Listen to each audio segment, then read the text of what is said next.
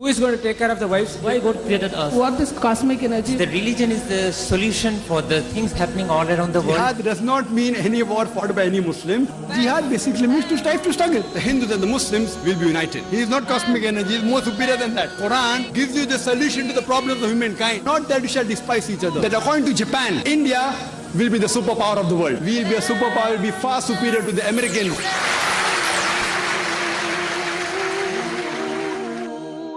Alhamdulillah, wassalatu wassalamu ala rasulillah wa ala alihi wa sahbihi ajmain. Amma ba'd. A'udhu billahi minash shaitanir rajim. Bismillahir rahmanir rahim. Udu ila sabili rabbika bil hikma wal mau'izatil hasana wajadilhum billati ahsan. Rabbi shrah li sadri wa yassir li amri wahlul 'uqdatam min lisani yafqahu qawli. সবাইকে স্বাগত জানাই Islamic সম্ভাষণে। আসসালামু আলাইকুম ওয়া রাহমাতুল্লাহি ওয়া বারাকাতুহু। আল্লাহর দয়া, শান্তি ও রহমত আপনাদের সবার উপর বর্ষিত হোক। আপনারা ইসলাম ও কম্পারেটিভ রিলিজিয়নের উপরে যে কোনো প্রশ্ন করতে পারেন। যদি কেউ প্রশ্ন করতে চান তাহলে করতে পারেন। আসসালামু আলাইকুম। ওয়ালাইকুম আসসালাম ওয়া রাহমাতুল্লাহ। কোনো কাজে নিয়ত খুব গুরুত্বপূর্ণ, তবে কোনো ভালো কাজ করার সময় মাথায় অনেক চিন্তা আসতে পারে। তাহলে একজনের নিয়তকে বিচার করবেন কিভাবে, আর নিয়তকে বিশুদ্ধ করা যায় কিভাবে? বোন প্রশ্ন করলেন যে যখন আমরা কোনো ভালো কাজ করি আমাদের একটা নিয়ত থাকে, আর সে সময় মাথায় অনেক চিন্তা আসে, কখনো কখনো হয়তো শয়তান কুমন্ত্রণা দেয়। বিচার করব কিভাবে যে নিয়তটা ভালো অথবা খারাপ, বা সেই কাজটা ভালো অথবা খারাপ। এখন কাজের কথা যদি বলতে হয়, কোরআন ও হাদিসে গাইডলাইন দেয়া আছে কিভাবে কাজগুলো করতে হবে, সেটা ভালো না খারাপ। এখন এটার পাশাপাশি মাথায় অন্য ধরনের কিছু চিন্তা আসতে পারে। যেমন ধরেন একজন লোক ধর্ম প্রচার করছে, আর আলহামদুলিল্লাহ তিনি সফল, আর হাজার হাজার লোক তার লেকচার শোনে। তার মনে প্রশ্ন আসতে পারে, ধর্ম প্রচার করছেন কি খ্যাতির জন্য, নাকি এটা করছেন আল্লাহর জন্য? একজন দায়ীর মনে এই প্রশ্নটা আসতে পারে। আর অনেক সময় সিদ্ধান্ত নিতে হয় তাদের কাজগুলো দেখে। আমাদের নবীজির প্রথম যে হাদিসটা আছে সহিহ বুখারীতে, ইন্নামাল আমালু বিন্নিয়াত, অর্থাৎ নিয়ত গুরুত্বপূর্ণ। কাজের বিচার করা হয় নিয়ত দিয়ে। নিয়তটা গুরুত্বপূর্ণ, আর নিয়ত খুবই গুরুত্বপূর্ণ। তবে এখানে যদি হয় নিয়ত আছে কাজ নেই, এতে হবে না। নিয়তটা এখানে আসল জিনিস, এটা দিয়েই কাজ করছেন। আর এটার সঙ্গে লোকে বলে আমের সঙ্গে আটিও পাবেন, আম কিনলে সঙ্গে আটিটাও পাবেন, আটি ছাড়া আম কিনতে পারবেন না। তাহলে এরকম অনেক ব্যাপার আছে। যেমন ধরেন মুহাম্মদ সাল্লাল্লাহু আলাইহি সাল্লাম, তিনি হলেন সবচেয়ে সফল মানুষ এই পৃথিবীতে, সবচেয়ে সফল মুসলিম, সবচেয়ে সফল নবী, আলহামদুলিল্লাহ। এছাড়াও তিনি হলেন এই পৃথিবীর সবচেয়ে প্রভাবশালী মানুষ, পৃথিবীর সবচাইতে বিখ্যাত মানুষ। লোকজন তার নামে অভিযোগ করে যে নবীজি মুহাম্মদ সাল্লাল্লাহু আলাইহি ওয়াসাল্লাম নাউজুবিল্লাহ এগুলো করেছিলেন খ্যাতির জন্য। অনেকেই অভিযোগ করে। আমার লেকচারে বলেছিলাম is the Quran God's word. আমি পশ্চিমাদের দেয়া বিভিন্ন অভিযোগের কথা বলেছি, সন্দেহবাদীদের কথা বলেছি। তবে লোকজন এখানে অন্য আর অভিযোগ করেছে। নবীজিকে নিয়ে অনেকে হয়তো বলে তিনি করেছিলেন টাকার জন্য, সম্পদের জন্য করেছিলেন, এরকম আরো অনেক কিছু। এবার নবীজির জীবনটা একটু ভালো করে দেখেন যে মক্কা শহরের মুশরিকরা তাকে রাজা বানাতে চেয়েছিল। একবার নবীজি যখন ধর্ম প্রচার করতে গেলেন, কুরাইশ আর অন্যান্য গোত্রের সব নেতারা তখন নবীজিকে বলল, তোমার ধর্মটা তুমি বাদ দাও, আমরা তোমাকে রাজা বানাবো, এই পৃথিবীর সব সম্পদ দিয়ে দেব। নবীজি বললেন, যদি সূর্যকে আমার ডান হাতে রাখো আর চাঁদকে আমার বাম হাতে, তারপরও আমি আল্লাহর ধর্মকে ত্যাগ করব না। এতেই প্রমাণিত হয় যে নবীজি এই কাজগুলো অর্থ সম্পদের জন্য করেননি। একইভাবে পুরো জীবনটাকে দেখেন, ভালো কাজের সময় যদি মাথায় কোনো চিন্তা আসে সেটাকে পরীক্ষা করতে হবে, এটাই কি সেটা নাকি অন্য কিছু। হয়তো সে চিন্তাটা ঠিক, হয়তো অনিচ্ছাকৃতভাবে আপনি এই কাজটা করছেন খ্যাতির জন্য, সেটা ঠিক না। আর মানুষ ভুল করতে পারে, কোনো মানুষই বলবে না সে পারফেক্ট। তাহলে এখানে দেখতে হবে যে আপনার কাজ সেটা যেন আল্লাহ তাআলা এবং তার রাসূলের জন্য হয়। আপনি যে কাজই করেন, ধর্মপ্রচার বা অন্য কোনো ভালো কাজ ইত্যাদি, দুটো দিকই চিন্তা করতে হবে। আর তখনই বুঝতে পারবেন যে এটা টাকার জন্য কি। আচ্ছা, পরীক্ষা করে দেখলাম তিনি টাকার জন্য করছেন না, তাহলে কি খ্যাতির জন্য? আর এভাবে আমরা নিজেদের কাছে একেবারে পরিষ্কার থাকব। অন্যরা যা বলে বিশ্বাস করেন, সেটা নিয়ে ভাববেন না। কারণ আপনারা হয়তো জানেন পৃথিবীতে যে মানুষটার বিরুদ্ধে সবচেয়ে বেশি বই লেখা হয়েছে তিনি মুহাম্মদ সাল্লাল্লাহু আলাইহি ওয়াসাল্লাম। তাই যদি বলেন যে মানুষটার বিরুদ্ধে সবাই কথা বলে সেই লোকটা সম্ভাবনা বেশি যে সে খারাপ, তাহলে নবীজি সাল্লাল্লাহু আলাইহি ওয়াসাল্লাম নাউজুবিল্লাহ তার বিরুদ্ধে সবচেয়ে বেশি বই লেখা হয়েছে, তার মানে এই না নাউজুবিল্লাহ তিনি খারাপ। নিঃস্বার্থভাবে তিনি কাজ করে গেছেন, তিনি সর্বশ্রেষ্ঠ নবী। তারা যখন আমাদের নবীকে ছাড়ছে না, তাহলে আপনি আমি কে? তাই অন্যদের কথা নিয়ে মাথা ঘামাবো না, বরং আমরাই বিচার করব কোরআন ও হাদিসের উপর নির্ভর করে। এটা সবসময় বলি। তবে এর পাশাপাশি এমন লোকও পাবেন যারা ইসলামকে ব্যবহার করছে খ্যাতির জন্য, অর্থ সম্পদের জন্য। এমন অনেক লোকই আছে, তারা ইসলামের লেভেলটা লাগায় এটা করে টাকার জন্য, ইসলামের লেভেলটা লাগিয়ে তারা নিজেদের স্বার্থ উদ্ধার করে। তাহলে একজন মুসলিম হিসেবে ব্যাপারটা আমাদের বিচার করতে হবে। আর বিচার করতে গেলে মানুষ কি বলছে সেটা শুনবেন না, দেখবেন কোরআন এবং হাদিস। আর সেজন্যই দায়ীদের মধ্যে আমরা যখন কোনো মিটিংয়ের ব্যবস্থা করি, আমি সবসময় বলি কোরআন হাদিসকে ভিত্তি করে বলেন। আর লোকে যা বলে, হ্যাঁ তারা যা বলে সেটা শোনেন, কালা হয়ে বসে থাকবেন না। তবে দেখেন সে কথাগুলো কেমন। মানুষ অনেক অভিযোগ করতে পারে, মানুষের সেই অভিযোগ ঠিকও হতে পারে, ভুলও হতে পারে। তবে আমি একজন দায়ী হিসেবে আপনাকে বলবো কোরআন এবং হাদিস মেনে চলার চেষ্টা করুন। মাথায় খারাপ চিন্তা আসবেই, এটা করে শয়তান। পবিত্র কোরআনে সূরা নাসের 1 থেকে 4 নম্বর আয়াতে উল্লেখ করা হয়েছে, শয়তান কুমন্ত্রণা দিতে পারে, অথবা আপনার মনে ভালো চিন্তা আসতে পারে, অথবা এতে আপনার জন্য উপকারও হতে পারে। যেমন ধরুন সকালে নামাজের সময় ঘুম থেকে উঠি, আসসালাতু খায়রুম মিনান নাওম, আজানে এটা বলা হয় নামাজ পড়া ঘুমের চাইতে উত্তম। শয়তান বলবে সবেমাত্র তো সময় হলো, 1 ঘন্টা আছে, 1 ঘন্টা হাতে সময় আছে, আরো 15 মিনিট ঘুমিয়ে নাও। আবার হয়তো উঠতে যাচ্ছেন, এখনো 45 মিনিট বাকি আছে, নামাজ পড়ো। বলছি না যে নামাজ পড়ো না, তবে আর 15 মিনিট ঘুমিয়ে নাও, 45 মিনিট বাকি আছে, এটা তো অনেক সময়। তারপর আধ ঘন্টা 10 মিনিট সময় চলে গেল, আপনি দেখলেন সময় শেষ। তাহলে মাথায় খারাপ চিন্তাগুলো আসতে পারে, খারাপ কাজ। আমাদের নবীজি বলেছেন যত তাড়াতাড়ি সম্ভব নামাজ পড়ো। যদি আপনারা এই হাদিসটা জানেন, হাদিসটা বলছে যত তাড়াতাড়ি সম্ভব, তাহলে আপনি ভুল করা থেকে বেঁচে যাবেন। শুধু এশার নামাজটা বাদে তখন জেগে থাকেন। তাহলে বুঝতে পারছেন এমনটা প্রায় হয়। হয়তো আপনি অফিসে আছেন, তখন নামাজের সময় হলো। আমাদের প্রত্যেকের ক্ষেত্রে এটা হয়, হোক সেটা আপনি বা আমি। হয়তো দরকারি কোনো কাজ করছেন, যখনই নামাজের সময় হবে নামাজ পড়া উচিত, যত তাড়াতাড়ি সম্ভব। তবে কোনো কোনো ক্ষেত্রে দেরি করতে পারেন, নবীজি অনুমতি দিয়েছেন, এটা হারাম না দেরি করাটা। তবে সময় মতো নামাজ পড়াটা মুস্তাহাব। কোরআন হাদিস থেকে আমরা এই গাইডলাইনগুলো পাই। আর যদি আপনার নিয়ত আর কাজগুলোতে কোরআন এবং হাদিস মেনে চলেন, তাহলে বুঝতে পারবেন আপনার অবস্থানটা কোথায়। আশা করি উত্তরটা পেয়েছেন বোন। কোনো ভাই প্রশ্ন করবেন? হ্যাঁ করেন। আসসালামু আলাইকুম। ওয়ালাইকুম আসসালাম রহমতুল্লাহ। আমার প্রশ্নটা হলো, আল্লাহকে কে সৃষ্টি করেছেন যার শুরু নেই শেষও নেই? ভাই আপনি প্রশ্ন করলেন যে আল্লাহ তাআলাকে কে সৃষ্টি করেছে। সাধারণত আমি এই প্রশ্নটার উত্তর দেই আরেকটা প্রশ্নের মাধ্যমে। আমি প্রশ্ন করি যে আমার বন্ধু জন, সে হাসপাতালে ভর্তি হয়েছে, সেখানে সে একটা বাচ্চার জন্ম দিল। বাচ্চাটা ছেলে না মেয়ে? আমার বন্ধু জন, সে হাসপাতালে ভর্তি হয়েছে, সে একটা বাচ্চার জন্ম দিয়েছে। বাচ্চাটা ছেলে না মেয়ে বলতে পারবেন? বলতে পারবেন বাচ্চাটা ছেলে না মেয়ে? কেউ পারবেন বাচ্চাটা ছেলে না মেয়ে বলতে? এখানে ঘটনাটা হলো, ভাই জন একজন পুরুষ, সে কিভাবে বাচ্চার জন্ম দেবে? যেহেতু সে বাচ্চার জন্ম দিতে পারবে না, তাই বাচ্চাটা ছেলে না মেয়ে এই প্রশ্নটা সেখানে আসবেই না। একইভাবে আল্লাহ সুবহানাহু ওয়া তাআলার সংজ্ঞা হচ্ছে সত্যিকারের ঈশ্বরের, সেটা তিনি সৃষ্টি হননি, তিনি কারো সন্তান নন, তিনি জন্মাননি। যখনই প্রশ্ন করেছেন আল্লাহকে কে বানিয়েছে, আল্লাহ সুবহানাহু ওয়া তাআলার সংজ্ঞা হলো সত্যিকারের ঈশ্বরের সংজ্ঞা, তিনি সৃষ্টি হননি। তাহলে আমি যদি বলি XYZ হলো বানানো ঈশ্বর, সে সত্যিকারের ঈশ্বর না। এমন কোন ঈশ্বরের কথা যদি জানেন যার একজন স্রষ্টা আছে, সে ঈশ্বর নয়।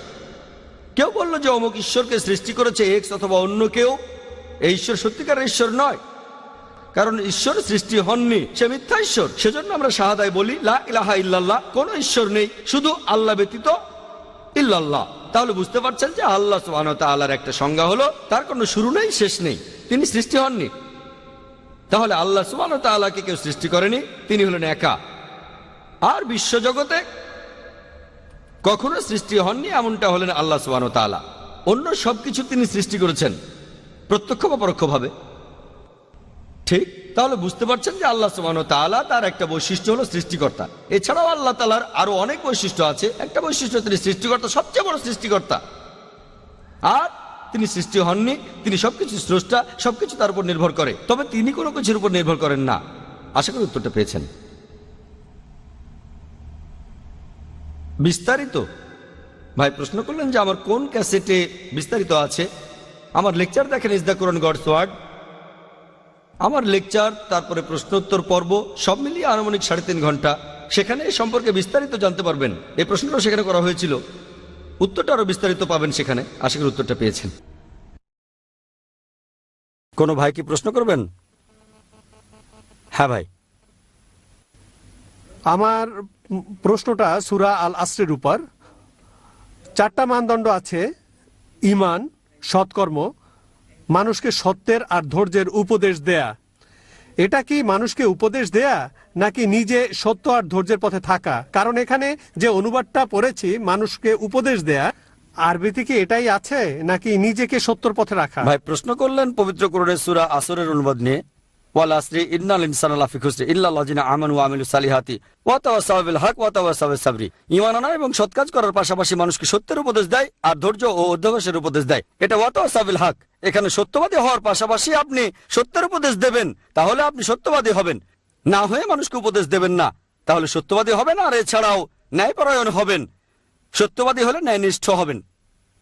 ঠিক, উপদেশ দেয়া মানে মানুষকে আমন্ত্রণ জানানো বেহেশতে যাওয়ার জন্য একটা শর্ত। উপদেশ না দিলে আপনি বেহেশতে যেতে পারবেন না যদি আল্লাহ ক্ষমা না করেন। এই সম্পর্কে আগেও বলেছি, আল্লাহ যদি ক্ষমা করে দিয়ে বেহেশতে পাঠান সেটা আলাদা কথা। তবে সাধারণভাবে ঈমান ও ন্যায়নিষ্ঠতা এগুলো থাকার পাশাপাশি মানুষকে সত্য আর ধৈর্যের উপদেশ দেয়া, এটা খুবই গুরুত্বপূর্ণ। আশা করি উত্তরটা পেয়েছেন।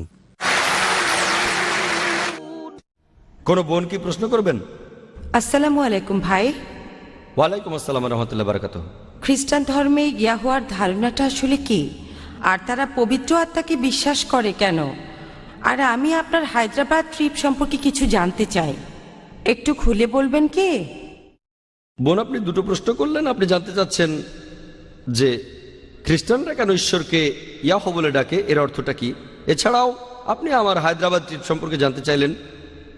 প্রথম প্রশ্নের উত্তরে বলি, খ্রিস্টান ধর্মে ইয়াহর ধারণাটা আসলে কি। যদি আপনি পড়েন পবিত্র বাইবেল, ওল্ড টেস্টামেন্টে আছে, সেখানে ঈশ্বরের একটা নাম হলো YHWH। এটা একটা হিব্রু শব্দ। হিব্রুতে সাধারণত ভাওয়েলগুলো লেখা হয় না। যদি ভাওয়েলগুলো বসান YHWH এর সাথে, এটা হবে ইয়াহওয়া। সাধারণত তারা আগে একটা জে লাগায়, যেমন ইউনুস হয়ে যায় জোনা আলাইসাল্লাম। ওয়াই এর আগে একটা জে লাগায়, তাহলে ইয়াহো হয়ে যায় জেহোয়া। তাহলে ঈশ্বরের নামগুলোর একটা, তারা বলে জেহোয়া বা জেহোভা। আর খ্রিস্টান ধর্মে একটা দল আছে যাদের বলা হয় জেহোভাস উইটনেস বা জেহোবার সাক্ষী। তাহলে এটা হলো ঈশ্বরের একটা নাম YHWH। এটা আছে ওল্ড টেস্টামেন্টে, সেখানে দেখবেন যে ঈশ্বরকে বলা হয়েছে ইয়াহোয়া, বাইবেলে আছে। এটা ঈশ্বরের একটা নাম। আর উচ্চারণ করার সময় তারা সামনে একটা জে লাগায়, আর এটা হয়ে যায় জেহোয়া। এই হলো শব্দটার অর্থ। খ্রিস্টানদের একটা দলের নাম জেহোভাস উইটনেস, মানে মহান ঈশ্বরের সাক্ষী। এই হলো শব্দটার অর্থ। এটা একটা বৈশিষ্ট্য, এটা মহান ঈশ্বরের অনেকগুলো নামের মধ্যে একটা আছে বাইবেলের ওল্ড টেস্টামেন্টে। আপনার দ্বিতীয় প্রশ্নের উত্তরে বলি যে হায়দ্রাবাদে আমার ট্রিপগুলো কেমন ছিল। আর আলহামদুলিল্লাহ সুম্মা আলহামদুলিল্লাহ, আল্লাহর রহমতে আর আল্লাহর দয়ায় যে মাশাল্লাহ আমার সেই ট্রিপগুলো আগের চাইতে অনেক সফল হচ্ছে, উন্নতি হচ্ছে আলহামদুলিল্লাহ। প্রত্যেকটা ট্রিপ আগের চাইতে সফল হচ্ছে আলহামদুলিল্লাহ। আর হায়দ্রাবাদের ট্রিপটাও খুব সফল হয়েছি অনেক ক্ষেত্রে। প্রথমে দাওয়ার ক্ষেত্রে আলহামদুলিল্লাহ আমার লেকচারের ব্যবস্থা করা হয়েছিল একটা অমুসলিম জায়গায়, NTR স্টেডিয়ামে। সাধারণত এই স্টেডিয়ামে অনুমতি দেওয়া হয় না, তারপরও হাইকোর্ট থেকে অনুমতি পাওয়া গিয়েছিল। সেখানে মাঠটা খুবই বিশাল, স্টেডিয়ামের মাঠটা অনেক বড় ছিল, সব মিলিয়ে 10 একরের বেশি জায়গা। আর সেখানে অমুসলিমদের সংখ্যা বেশি। আর আলহামদুলিল্লাহ যদিও অমুসলিম জায়গা মাশাল্লাহ, সেই লেকচার শুনতে হাজার হাজার মানুষ এসেছিল মাশাল্লাহ। তখন আমরা খেয়াল রেখেছিলাম, আর এখন লেকচারের পরে এটাই করি যে প্রশ্ন করার সুযোগটা প্রথমে অমুসলিমদের দেই, আর তারপরে যদি সময় থাকে তাহলে মুসলিমদের প্রশ্ন করার সুযোগ দিয়ে থাকি উন্মুক্ত প্রশ্নোত্তর পর্বে। আর আলহামদুলিল্লাহ সেই 2 দিনে অনেক অমুসলিম ভাই প্রশ্ন করেছিল। আমাদের অনুষ্ঠানটাও 2 দিনই শেষ হয়েছে রাত 10টার পরিবর্তে 10:30টায়। যদি আমরা এরপরেও অনুষ্ঠান চালিয়ে যেতাম মাঝরাত পর্যন্ত, 2-3টা পর্যন্ত, তাহলে আমার মনে হয় তখনও অমুসলিমদের প্রশ্নগুলো শেষ হতো না। অনেক লোক এসেছিল মাশাআল্লাহ, সবাই সচেতন মাশাআল্লাহ। এভাবে লেকচারের মাধ্যমে ইসলাম প্রচার এটাও বাড়ছে, স্যাটেলাইট চ্যানেলের কারণে এটা বাড়ছে। আর এটা জেনে আপনাদের ভালো লাগবে যে অমুসলিম যারা সেখানে এসেছিলেন তারা টিভিতে অনুষ্ঠানগুলো দেখেছিলেন, নইলে প্রশ্ন করবেন কেন?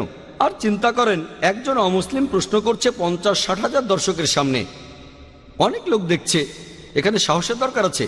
তাহলে বুঝতে পারছেন যে এই লোকগুলো টিভিতে আমাদের অনুষ্ঠান দেখেছে আর তারা বুঝতে পেরেছে অমুসলিমরা এখানে খোলা মনে প্রশ্ন করতে পারে, এজন্যই তারা সেখানে প্রশ্ন করেছে।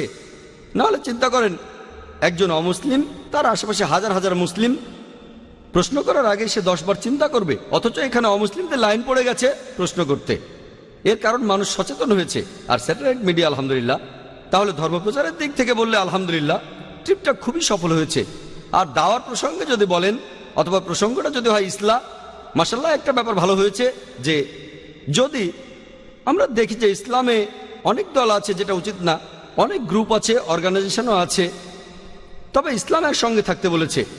আল্লাহ তাআলা বলেছেন সূরা ইমরানের 103 নম্বর আয়াতে উল্লেখ করা হয়েছে, ওয়াতাসিমু বিহাবলিল্লাহি জামিআ ওয়ালা তাফাররাকু, আল্লাহর রশি শক্ত করে ধরো আর বিভক্ত হয়েও না। তাই আমাদের এই ট্রিপটা মাশাআল্লাহ মুসলিম উম্মার দিক থেকে অনেক সফল হয়েছে, কারণ সব দলের মুসলিমই এসেছিলেন মাশাআল্লাহ, সবাই এসেছেন, হোক শিয়া অথবা সুন্নি, হানাফি, শাফি, তাবলিগি, জামাতে ইসলামী, আহলে হাদিস, সালাফি, মাশাআল্লাহ, আর সবাই সমর্থন করেছেন। আর আলহামদুলিল্লাহ অনেক অর্গানাইজেশন এসেছিল, সবাই মিলে অনুষ্ঠানটার আয়োজন করেছি মাশাআল্লাহ। আর সেখানে বিভিন্ন অর্গানাইজেশনের প্রধানদের সঙ্গে পরিচিত হওয়ার সুযোগ হয়েছিল। অনেক অর্গানাইজেশন, অনেক গ্রুপ মাশাআল্লাহ, হোক সেটা জামাতে ইসলামী, হোক সেটা আহলে হাদিস, হোক সেটা বারলেভি, আলহামদুলিল্লাহ। আর সেখানে বুঝিয়েছি যে মুসলিমদের এভাবে একতাবদ্ধ থাকা দরকার। আমার লেকচারও সে কথা বলেছে আলহামদুলিল্লাহ। এটাই ছিল পজিটিভ ব্যাপার। ইন্ডিয়ায় এটা আমার সবচেয়ে সফল ট্রিপগুলোর একটা, যেভাবে সব গোত্রের মুসলিমরা সেখানে একত্রিত হয়েছিল এবং সমর্থন করেছে। সাধারণত আমরা দেখি যে একটা গ্রুপ এগিয়ে আসলে আরেকটা গ্রুপ হয়তো তাদের সমর্থন করে না। তো আলহামদুলিল্লাহ এখানে আমরা দেখেছি যে মাশাআল্লাহ যদি কেউ কোরআন ও সুন্নাহ মেনে চলে তাহলে দেখি বেশিরভাগ মুসলিম সমর্থন করে। আর যদি হিকমার সাথে করা যায়, সদুপদেশের সাথে। আমি সেখানে আরও কয়েকদিন ছিলাম যাতে করে লোকজনের সাথে দেখা করতে পারি। ট্রিপটা খুবই সফল সংস্কারের দিক থেকে, এছাড়াও ধর্মপ্রচারের দিক থেকে। আশা করি উত্তরটা পেয়েছেন ভাই। আপনি জাকির ভাই, আপনি একটু আগে 6টা কৌশলের কথা বললেন। এখন কেউ যদি বলে আমাদের নবীজি সাল্লাল্লাহু আলাইহি সাল্লাম তিনি কি কখনো এই কৌশলগুলোর আশ্রয় নিয়েছিলেন যখন তাকে অপমান করা হয়েছিল? তিনি নেননি। আমরা জানি যে তাকে সাহাবীগণ সবসময় রক্ষা করেছিলেন, তিনি কোনো প্রতিবাদ করেননি। নবীজি এই 6টা কৌশলের একটাও ব্যবহার করেননি। আলহামদুলিল্লাহ ইসলাম ধর্মের বাণী, ইসলাম ধর্মের প্রচার খুব সহজেই হয়েছে। এখন মুসলিমরা যদি এভাবে প্রতিবাদ করে এর ফলটা কি হবে? ভাই সুন্দর প্রশ্ন করেছেন। একই প্রশ্ন শুনেছিলাম, লেকচার দিচ্ছিলাম যখন আরব আমিরাতে। একই প্রশ্ন, মাত্র 2 দিন আগে লেকচারটা দিয়েছিলাম। একই প্রশ্ন, হয়তো ইন্টারনেটে আপনি দেখে থাকবেন, আমি জানি না, যে আবু জাহেল যখন নবীজির বদনাম করেছে নবীজি কি বলেছিলেন? 1 নম্বর পয়েন্ট, 1 নম্বর, নবীজি করেননি তার মানে এই না যে আপনি করতে পারবেন না। 1 নম্বর পয়েন্ট, যখন নবীজি নিষেধ করেন সেটা হারাম, আর নবীজি যেটা করেন সেটা হালাল, আর কিছু ক্ষেত্রে ফরজ। নবীজি নিষেধ করলে সেটা হারাম, তিনি যদি আদেশ করেন সেটা তাহলে ফরজ। নবীজি যেটা করেছেন সেটা হয়তো সুন্নত, পরিস্থিতির উপর নির্ভর করে, ঠিক। তবে নবীজি যেটা করেননি, প্রশ্ন করলেন নবীজি হয়তো মাইকে কথা বলেননি, আপনি মাইকে বলছেন কেন? আমি বলবো এতে সমস্যা নেই। নবীজির কি স্যাটেলাইট চ্যানেল ছিল? না। তাহলে আমি চালু করলাম কেন? ইসলাম প্রচারের জন্য।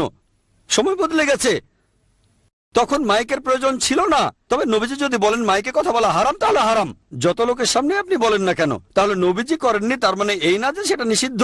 নবীজি মেডিকেল কলেজে পড়েননি, ঠিক, সাহাবাগণও পড়েননি, তার মানে এই না যে আপনি পড়বেন না। হ্যাঁ, তবে আপনি বলতে পারেন যে নবীজির দৃষ্টান্ত হলো এটা। আপনার কথাটার যথেষ্ট গুরুত্ব আছে। আর সেখানে নবীজিকে তার নিজের নামে করা বদনামগুলো শুনতে হয়েছে। আবু জাহেল সব সময় নবীজির উল্টো বলতো। নবীজি বললেন কালো, সে বলল সাদা, দিন বললে রাত, 100% শত্রু। এরকম আর একটা ঘটনা হযরত আলী রাদিয়াল্লাহু আনহু, তিনি যখন একটা যুদ্ধের ময়দানে শত্রুর সাথে যুদ্ধ করছেন, শত্রু তার মুখে থুথু মারলো, তিনি বললেন এখন তোমাকে মেরে ফেললে লোকে বলবে ব্যক্তিগত আক্রোশে তোমাকে মেরেছি তাই মারলেন না, না হলে তো মেরে ফেলারই কথা। সেটা যুদ্ধের ময়দান, লোকটা মুসলিমদের মারছে, আলী তাকে মারতে গেলেন, সে আলীর মুখে থুতু দিল। হযরত আলী বললেন আমার মুখে থুতু মেরেছো বলে তোমাকে ছেড়ে দিলাম, লোকে যাতে না বলে আমাকে থুতু দিয়েছো বলে আমি তোমাকে মেরেছি, তোমাকে আমি মারবো তবে আল্লাহর কারণেই। তাহলে এই হলো পার্থক্যটা, লোকটার মরে যাওয়া উচিত, কিন্তু মুখে থুতু দিয়েছে বলে হযরত আলী তাকে মারলেন না। তাহলে এটাই হলো আসল ব্যাপার। এভাবে বলা উচিত না যে নবীজি এত মহান, তার বদনাম করলে তিনি কিছু বলেন না, আমরাও বলবো না। তাহলে আল্লাহ কেন বলেছেন? আল্লাহ পবিত্র কোরআনে বলেছেন হয় তাকে মেরে ফেলো। আল্লাহ নবীজির চাইতে অনেক উপরে, যে আল্লাহ রাসূলের বিরুদ্ধে যুদ্ধ করে হয় তাকে মেরে ফেলো, নয়তো ক্রুশবিদ্ধ করো, হাত আর পা কেটে ফেলো, নয়তো নির্বাসন দাও, এই চারটা অপশন। এখন নবীজির জন্য এটা ব্যক্তিগত, তিনি ক্ষমা করতে পারেন, ঠিক। তবে নবীজির বদনাম শোনার পর কেউ যদি বলে নবীজি ক্ষমা করেছেন আমিও ক্ষমা করলাম না, আপনি খলিফা হলে এখানে ক্ষমা করতে পারবেন না, আপনি সাধারণ মানুষ হলে মৃত্যুদণ্ড দিতে পারবেন না, ক্রুশবিদ্ধ করতে পারবেন না, হাত পা কাটা বা নির্বাসন দিতে পারবেন না। তাহলে আমি কি করব? নবীজি নির্দেশ দিয়েছেন যদি খারাপ কোনো কিছু দেখো পারলে তোমার হাত দিয়ে থামাও অথবা তোমার মুখ দিয়ে, এগুলো করতে না পারলে মনে মনে অভিশাপ দাও। এটুকু এখন মুসলিমরা করে না, এটুকু করলে আপনি হবেন একেবারে নিচু স্তরের মুমিন। তাহলে সবকিছুই আসলে পরিস্থিতির উপর নির্ভর করে। সে সময় মিডিয়া ছিল না, কোর্টে কেসও করা যেত না, এগুলো তখন ছিল না। শান্তিপূর্ণ প্রতিবাদ তখনও ছিল, সে আমলেও শান্তিপূর্ণভাবে প্রতিবাদ করা যেত। নবীজির অনেক সাহাবী বিখ্যাত যোদ্ধা ছিলেন, তারা প্রতিবাদ করতে চাইতেন, নবীজি বলতেন না, শান্তিপূর্ণ প্রতিবাদ। পাথর মেরেছে তবুও বলেছেন লা ইলাহা ইল্লাল্লাহ, প্রতিবাদ করেননি। পাথর মেরেছে, গালাগালি দিয়েছে, অত্যাচার করেছে, মেরে ফেলেছে, কিন্তু মুসলিমরা প্রতিবাদ করেনি। অনেক সাহাবী তখন নবীজিকে বলেছেন আমাদের মধ্যে যাদের মেরে ফেলা হয়েছে তাদের হয়ে প্রতিশোধটা নেই। যে লোকটা খুবই বিখ্যাত যোদ্ধা, নবীজি বলেছেন প্রতিশোধ নিও না, সেটাই তার জন্য বড় জিহাদ। আঘাত করা সোজা, আমাকে কেউ মারলো আমিও মেরে দিলাম, আমি মারতে পারি, আর নবীজি বললেন মেরো না, শেষ। তারপর যখন মদিনায় গেলেন তখন অনুমতি পেলেন। নবীজি এক এক সময় এক এক পদ্ধতিতে এগিয়েছেন। সে সময় মুসলিমদের মধ্যে বিখ্যাত যোদ্ধা ছিল হযরত হামজা, মাশাআল্লাহ, হযরত ওমর বিখ্যাত যোদ্ধা। তারা ভয় পেত না যে সামনে 100 জন না 1000 জন, কিন্তু নবীজি তাদের অনুমতি দেননি। এটাই হলো জিহাদ। প্রতিশোধ নিতে পারতেন, কিন্তু নবীজি বললেন সময় হয়নি। এক এক সময় পদ্ধতিটা এক এক রকম। এখন নবীজির প্রসঙ্গে যদি বলেন, নবীজিকে বদনাম করা হলে তিনি যদি বলতেন যাও ওদের মেরে ফেলো, এটার ফল হতো নেগেটিভ। বুঝলেন? আল্লাহ কোরআনে যা বলেছেন কোন হাদিসই তার বিরুদ্ধে বলবে না। এখানে দেখতে হবে প্রসঙ্গটা, আর আমাদের বুঝতে হবে নবীজি কিন্তু আল্লাহর বিরুদ্ধে যাননি, আল্লাহর বিরুদ্ধে যাননি, এটা তার ব্যক্তিগত ব্যাপার, ব্যক্তিগত ব্যাপার। যদি এমনটা হয়, ধরেন কোন লোক আমার ঘরে চুরি করলো, আমি ক্ষমা করে দিলাম, কিন্তু যদি বিচারক হই পারবো না, চুরি প্রমাণিত হলে হাত পা কেটে ফেলতে হবে। আর নবীজি বলেছিলেন আল্লাহর কসম আমার মেয়ে হযরত ফাতিমা যদি চুরি করে তাও হাত পা কেটে ফেলো।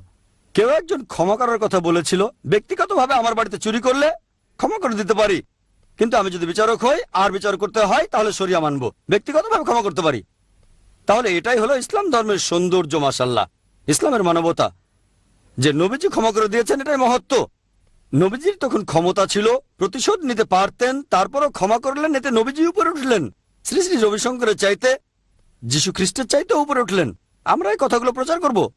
নবীজির সে সময় অনেক ক্ষমতা ছিল। যখন তিনি মক্কায় ছিলেন সে সময় মুসলিমরা এক বিন্দুও রক্তপাত ঘটায়নি। মক্কা বিজয়ের পর নবীজি প্রথমে বললেন এখানকার সব মানুষ নিরাপদ, তোমাদের কোনো ক্ষতি হবে না। চিন্তা করেন, যাদের উপর অত্যাচার করা হয়েছে, ঘর থেকে বের করে দেওয়া হয়েছে, তারা ফিরে এসে সেখানকার মানুষদের দিল নিরাপত্তা। এটা কে করতে পারে? তাহলে নবীজির সময়ে মুসলিমদের প্রতিবাদের ধরনটা দেখেন। এটা হলো নবীজির সঙ্গে আমাদের পার্থক্য, এটাই ভালোবাসা। এখন এই কথাগুলো মিডিয়ার সামনে তুলে ধরতে হবে যে নবীজির হাতে সে সময় ক্ষমতা ছিল, এখন আমাদের ক্ষমতা নেই, নবীজির ক্ষমতা ছিল, তারপরে ক্ষমা করে দিয়েছেন। তাহলে ইতিহাস ঘাটলেই দেখতে পাবেন যখন কোনো মানুষ এভাবে ক্ষমা করে দেয় কোনো রক্তপাত ছাড়া, কারো উপরে প্রতিশোধ নেয় না, এরপর সে যদি সেখানকার ক্ষমতা দখল করে নেয় আর সবাইকে অতীতের কাজের জন্য ক্ষমা করে দেয়, আলহামদুলিল্লাহ। এটা বলবেন না যে নবীজি করেননি বলে আপনিও করবেন না, তাহলে কোরআনের বিরুদ্ধে যাবেন। ঠিক, কোরআন হলো 1 নম্বর, হাদিসও কোরআনের বিরুদ্ধে যাবে না। দুর্ভাগ্যজনকভাবে মিডিয়া খারাপ কিছু জিনিস বেছে নেয় আর বলে মুসলিমরা এমন। আরে কোরআন সম্পর্কে পুরোটা না জেনেই তো বলে, তার মানে তাদের কথা মানলে কোরআন ভুল। কোরআন এমন অনেক নির্দেশ দিয়েছে, তবে সেগুলো এখানে প্রয়োগ করতে পারবো না, কারণ এই দেশটা ইসলামী রাষ্ট্র না, কিন্তু ইসলামী রাষ্ট্র হলে সেটা আমাদের প্রত্যেকেরই কর্তব্য। ঠিক, ভায়োলেন্স সামান্য হলেই ভালো ঠিক নয় এমন নয়, এটাও ঠিক। এ ব্যাপারে অন্যান্য লেকচারেও বলেছি, সালমান রুশদি, তাসলিমা নাসরিনকে নিয়ে বলেছিলাম, সেখানে প্রয়োজন ছিল। বিতর্কটা হয়েছিল একটা অমুসলিম দেশে, সেটা যদি মুসলিম দেশে হতো ফিনিশ। এই 4টা অপশন, অন্য কিছু না। অমুসলিম দেশে হলে করতে পারবো না, আর বিতর্কটা কোনো মুসলিম দেশে হয়নি। মুসলিম কোনো দেশে না হলে করা যাবে না, সেটা হোক আমেরিকা বা ডেনমার্ক করুক, আমরা দেশের আইন মেনে চলবো। আশা করি উত্তরটা পেয়েছেন। ওয়াখির দাওয়ানা আলহামদুলিল্লাহ রাব্বিল আলামিন।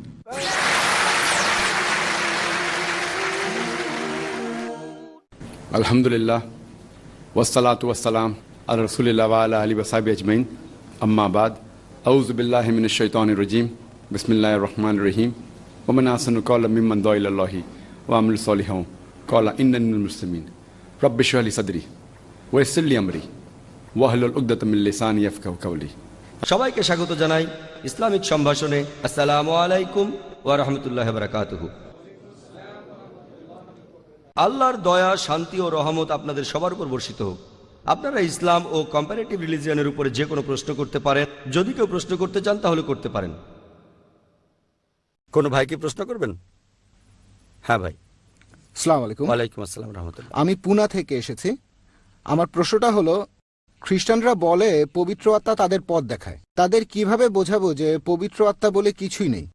আমার আরেকটা প্রশ্ন হলো, অমুসলিমদের কিভাবে বোঝাবো যে প্রস্রাব নোংরা জিনিস, আর খেয়াল রাখতে হবে যে প্রস্রাবের ফোঁটা যেন কাপড়ে না পড়ে? এটা কিভাবে বোঝাবো?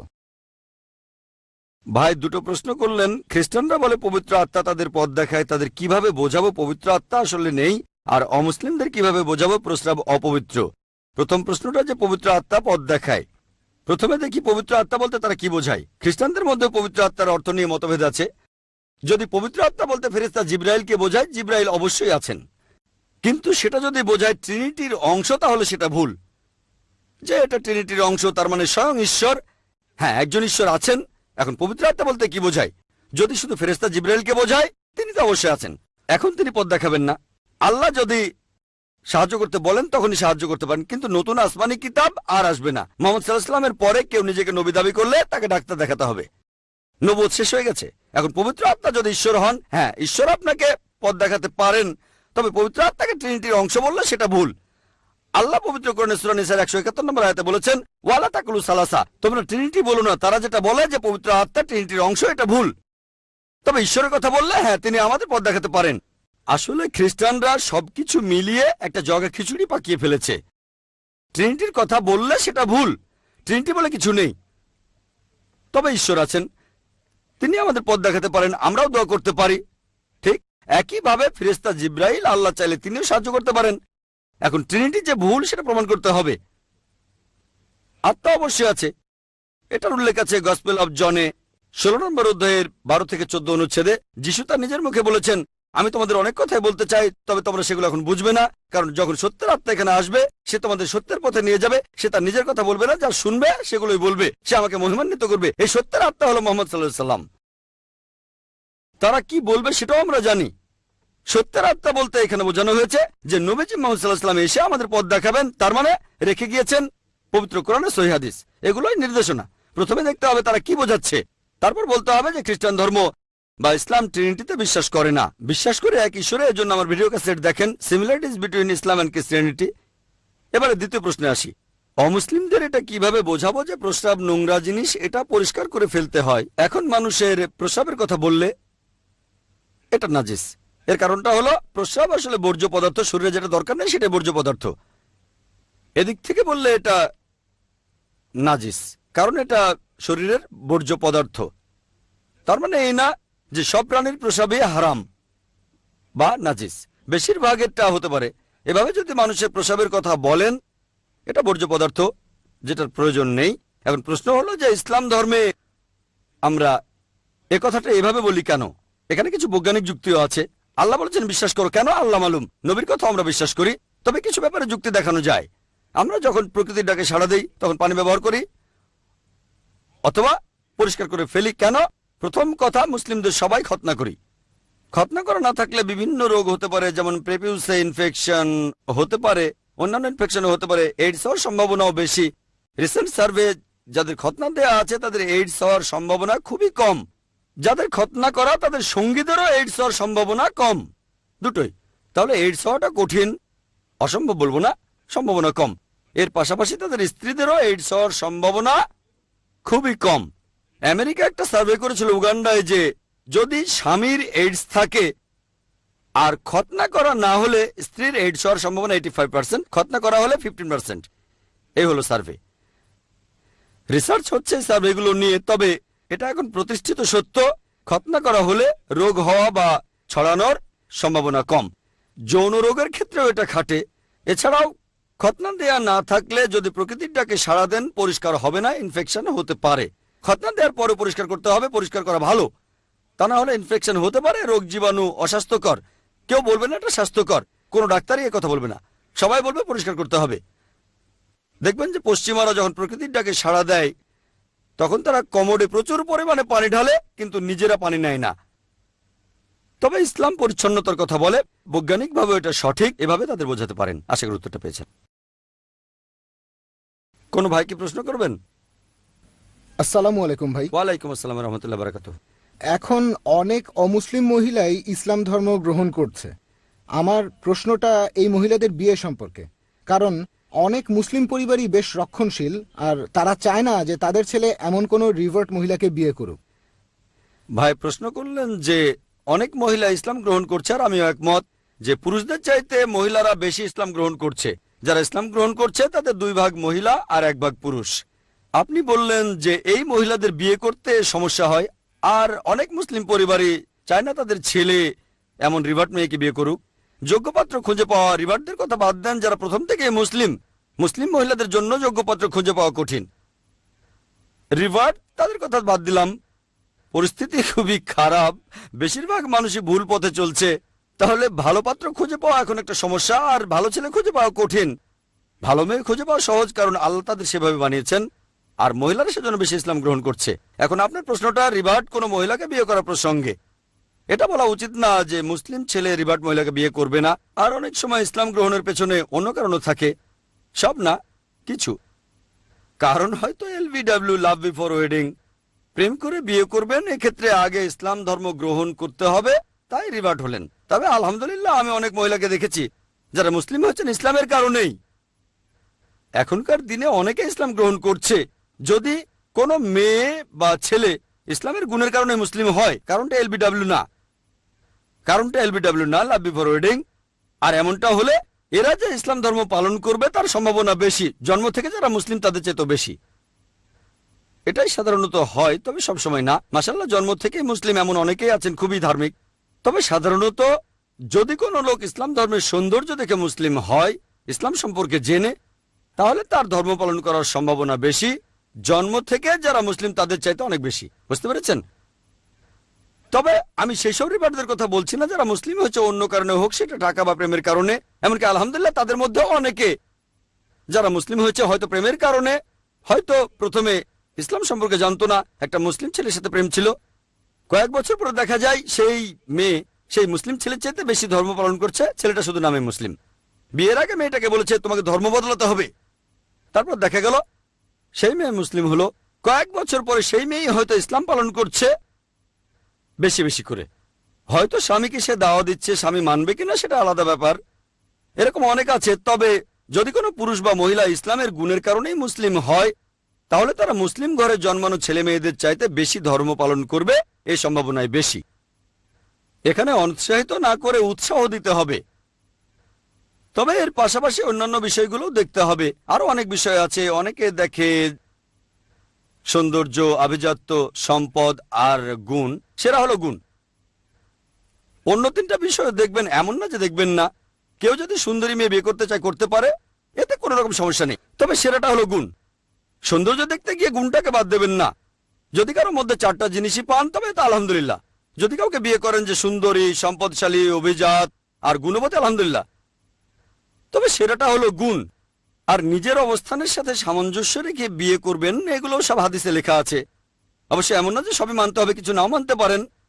শুধুমাত্র গুণের জন্য অনেক কিছু বাদ দিতে পারেন। এভাবেও বিয়ে করে সুখী হতে পারেন আপনি।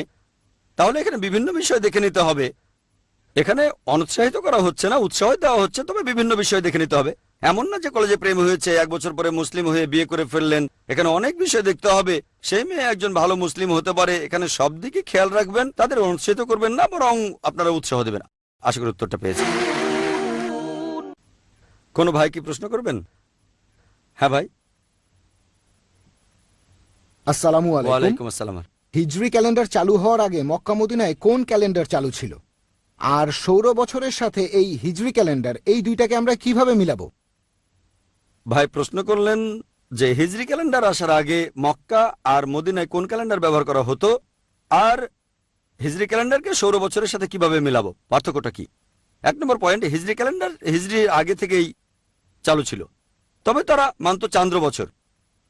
ক্যালেন্ডার 2 রকমের আছে, সৌর এবং চান্দ্র। সৌরকে বলা হয় গ্রেগরিয়ান ক্যালেন্ডার, আর চান্দ্র ইসলামে এটা হিজরি। হিন্দু ধর্মে যে চান্দ্র বছর সেটার হিসাবটা অন্যরকম। পুরো পৃথিবী জুড়ে মানুষ 2 ধরনের ক্যালেন্ডার ব্যবহার করে, চান্দ্র এবং সৌর। অফিসে সাধারণত সৌর বছর মেনে চলে, যেটাকে বলে গ্রেগরিয়ান ক্যালেন্ডার। আমরা মুসলিমরা মেনে চলি হিজরি ক্যালেন্ডার, যেটা শুরু হয়েছে মুহাম্মদ সাল্লাল্লাহু আলাইহি ওয়াসাল্লামের হিজরত থেকে। নবীজি হিজরত করলেন, সেখান থেকে শুরু। সাধারণত আমরা যেটা মানি গ্রেগরিয়ান ক্যালেন্ডার, অর্থাৎ সৌর বছর, যেটা খ্রিস্টকে অনুসরণ করে। তবে সেটাও ঐতিহাসিকভাবে পুরোপুরি সঠিক না, কারণ যীশুখ্রিস্ট জন্মগ্রহণ করেছে 6 বিসিতে। 6 বিসি মানে বিফোর ক্রাইস্ট। যীশুখ্রিস্ট কিভাবে 6 বিসিতে জন্মান, এটা অর্থহীন, এটা একেবারে অর্থহীন। যীশুখ্রিস্ট জন্মেছেন 6 সালে বিফোর ক্রাইস্ট, এটা অর্থহীন, কোনো মানে হয় না। যাই হোক, এটার সাথে যীশুখ্রিস্টের একটা সম্পর্ক রয়েছে, সম্পর্ক আছে, কিন্তু এখানে ব্যাপারগুলো একেবারে জগা খিচুড়ি পাকিয়ে গেছে। পুরো ক্যালেন্ডারটাই তারা বদলে ফেলেছে। এটাকে আরো বলে সিই, ক্রিশ্চিয়ান এরা। আর বিসির পরে অ্যান্নো ডোমিনি, এটাকে অবশ্য অনেকে ভুল করে বলে after death. Before Christ BC সমস্যা নেই। হ্যাঁ, অ্যান্নো ডোমিনি ল্যাটিন ভাষা, in the year of Lord. তাই আমরা বলি সিই, ক্রিশ্চিয়ান এরা, এটাই সঠিক। এখন জানতে চাইলেন পার্থক্যটা কি? সৌর এবং চান্দ্র ক্যালেন্ডারের মধ্যে পার্থক্য হিজরি আর গ্রেগরিয়ান ক্যালেন্ডারের। দেখবেন সৌর ক্যালেন্ডারে একটা নির্দিষ্ট তারিখ নির্দিষ্ট সিজনে আসে। সৌর ক্যালেন্ডারের ভিত্তি হলো সূর্য। 24 ঘন্টা, পৃথিবী একবার আবর্তিত হয় একদিন, এরপরে একটা প্রদক্ষিণ, সূর্যের চারপাশে ঘুরে আসতে সময় লাগে 1 বছর। এখন সৌর ক্যালেন্ডার যদি দেখেন, জলবায়ু নির্ভর করে সূর্যের উপর, চাঁদের উপর না। তাই সৌর ক্যালেন্ডার ব্যবহার করলে একটা নির্দিষ্ট দেশে, একটা নির্দিষ্ট জায়গায়, নির্দিষ্ট কোনো মাসের নির্দিষ্ট তারিখ সবসময় একই সিজন হয়। এখানে মৌসুমী বায়ু আসে জুনে, জুলাই, আগস্ট, সেপ্টেম্বরে বৃষ্টি হয়, তারপরে শীতকাল আসে নভেম্বর, ডিসেম্বর, জানুয়ারি, তারপরে গ্রীষ্মকাল। তাহলে গ্রীষ্ম, বর্ষা, শীত তারিখটা একই রকম থাকবে। একইভাবে শরৎ, হেমন্ত, বসন্ত আসবে। এভাবে ঋতুগুলোর দিন তারিখ সবই ঠিক থাকবে। এখন যেহেতু জলবায়ু নির্ভর করে সূর্যের উপরে, পৃথিবীর প্রদক্ষিণের উপরে, চান্দ্র ক্যালেন্ডারে নির্ভর করি চাঁদের উপরে, তাহলে চান্দ্র ক্যালেন্ডার ঋতুগুলোর মাস তারিখ একরকম থাকবে না, সবসময় বদলে যাবে। সৌর ক্যালেন্ডারের সাথে তুলনা করলে চান্দ্র ক্যালেন্ডারে দেখবেন আনুমানিক 11 দিন কম থাকে, সৌর ক্যালেন্ডারের তুলনায় 11 দিন কম। তাহলে চান্দ্র ক্যালেন্ডার মেনে চললে প্রতি 33 বছরে সৌর ক্যালেন্ডারের চাইতে 1 বছর বেশি হবে। তাহলে সৌর ক্যালেন্ডারে আমার বয়স যদি 33 বছর হয়, চান্দ্র ক্যালেন্ডারে হবে 34। 11 দিনকে 33 দিয়ে গুণ করলে আনুমানিক 1 বছর পাবেন। তবে সুবিধাটা দেখেন, আমরা মুসলিমরা চান্দ্র ক্যালেন্ডার মানি। সুবিধাটা হলো আমাদের মুসলিমদের কিছু মাস রয়েছে, যেমন রমজান, সিয়াম সাধনার মাস, 9 নম্বর মাস। এই রমজান মাসে আমরা মুসলিমরা রোজা রাখি। এখন যদি রোজা হয়, ধরেন এখানে এখন চলছে শীতকাল, তাহলে পৃথিবীর অন্য প্রান্তে গ্রীষ্মকাল। এটা সৌর বছর হলে সেই প্রান্তের মানুষ সবসময় গ্রীষ্মকালেই রোজা রাখত। তখন তারা হয়তো বলতো, আল্লাহ আমাকে এখানে পাঠিয়েছেন কেন, রোজা সবসময় গ্রীষ্মকালেই পড়ে, অন্য প্রান্তের মানুষ সবসময় রোজা পায় শীতে। তাহলে 33 বছরে ইনশাল্লাহ রোজা পাবেন গ্রীষ্ম, শীত, শরৎ, হেমন্ত, বসন্ত, সবগুলো ঋতুতে পাবেন। আর আল্লাহর ইচ্ছায় আপনারা বছরের সব ঋতুতে রমজান মাস দেখতে পাবেন। এটা অনেক বৈজ্ঞানিক, অনেক যৌক্তিক। তাই রমজান, হজ ইত্যাদি বিভিন্ন ঋতুতে পাবেন, আপনারা বিভিন্ন আঙ্গিকে দেখতে পাবেন। আমার মতো চান্দ্র ক্যালেন্ডার ব্যবহার করা যৌক্তিক। যদি ইসলামিক বিষয়ে গুরুত্ব দেন, এটা তুলনামূলকভাবে অনেক বেশি বৈজ্ঞানিক এবং যৌক্তিক। আশা করি উত্তরটা পেয়েছেন। কোনো ভাই কি প্রশ্ন করবেন? হ্যাঁ ভাই। আসসালামু আলাইকুম। ওয়ালাইকুম আসসালাম রহমতুল্লাহ। জিহাদ শব্দটার অর্থ আসলে কি? ভাই প্রশ্ন করলেন জিহাদের অর্থ কি। জিহাদ একটা আরবি শব্দ, যার অর্থ চেষ্টার সংগ্রাম করা। এটা এসেছে আরবি শব্দ জাহাদা থেকে, চেষ্টা আর সংগ্রাম করা।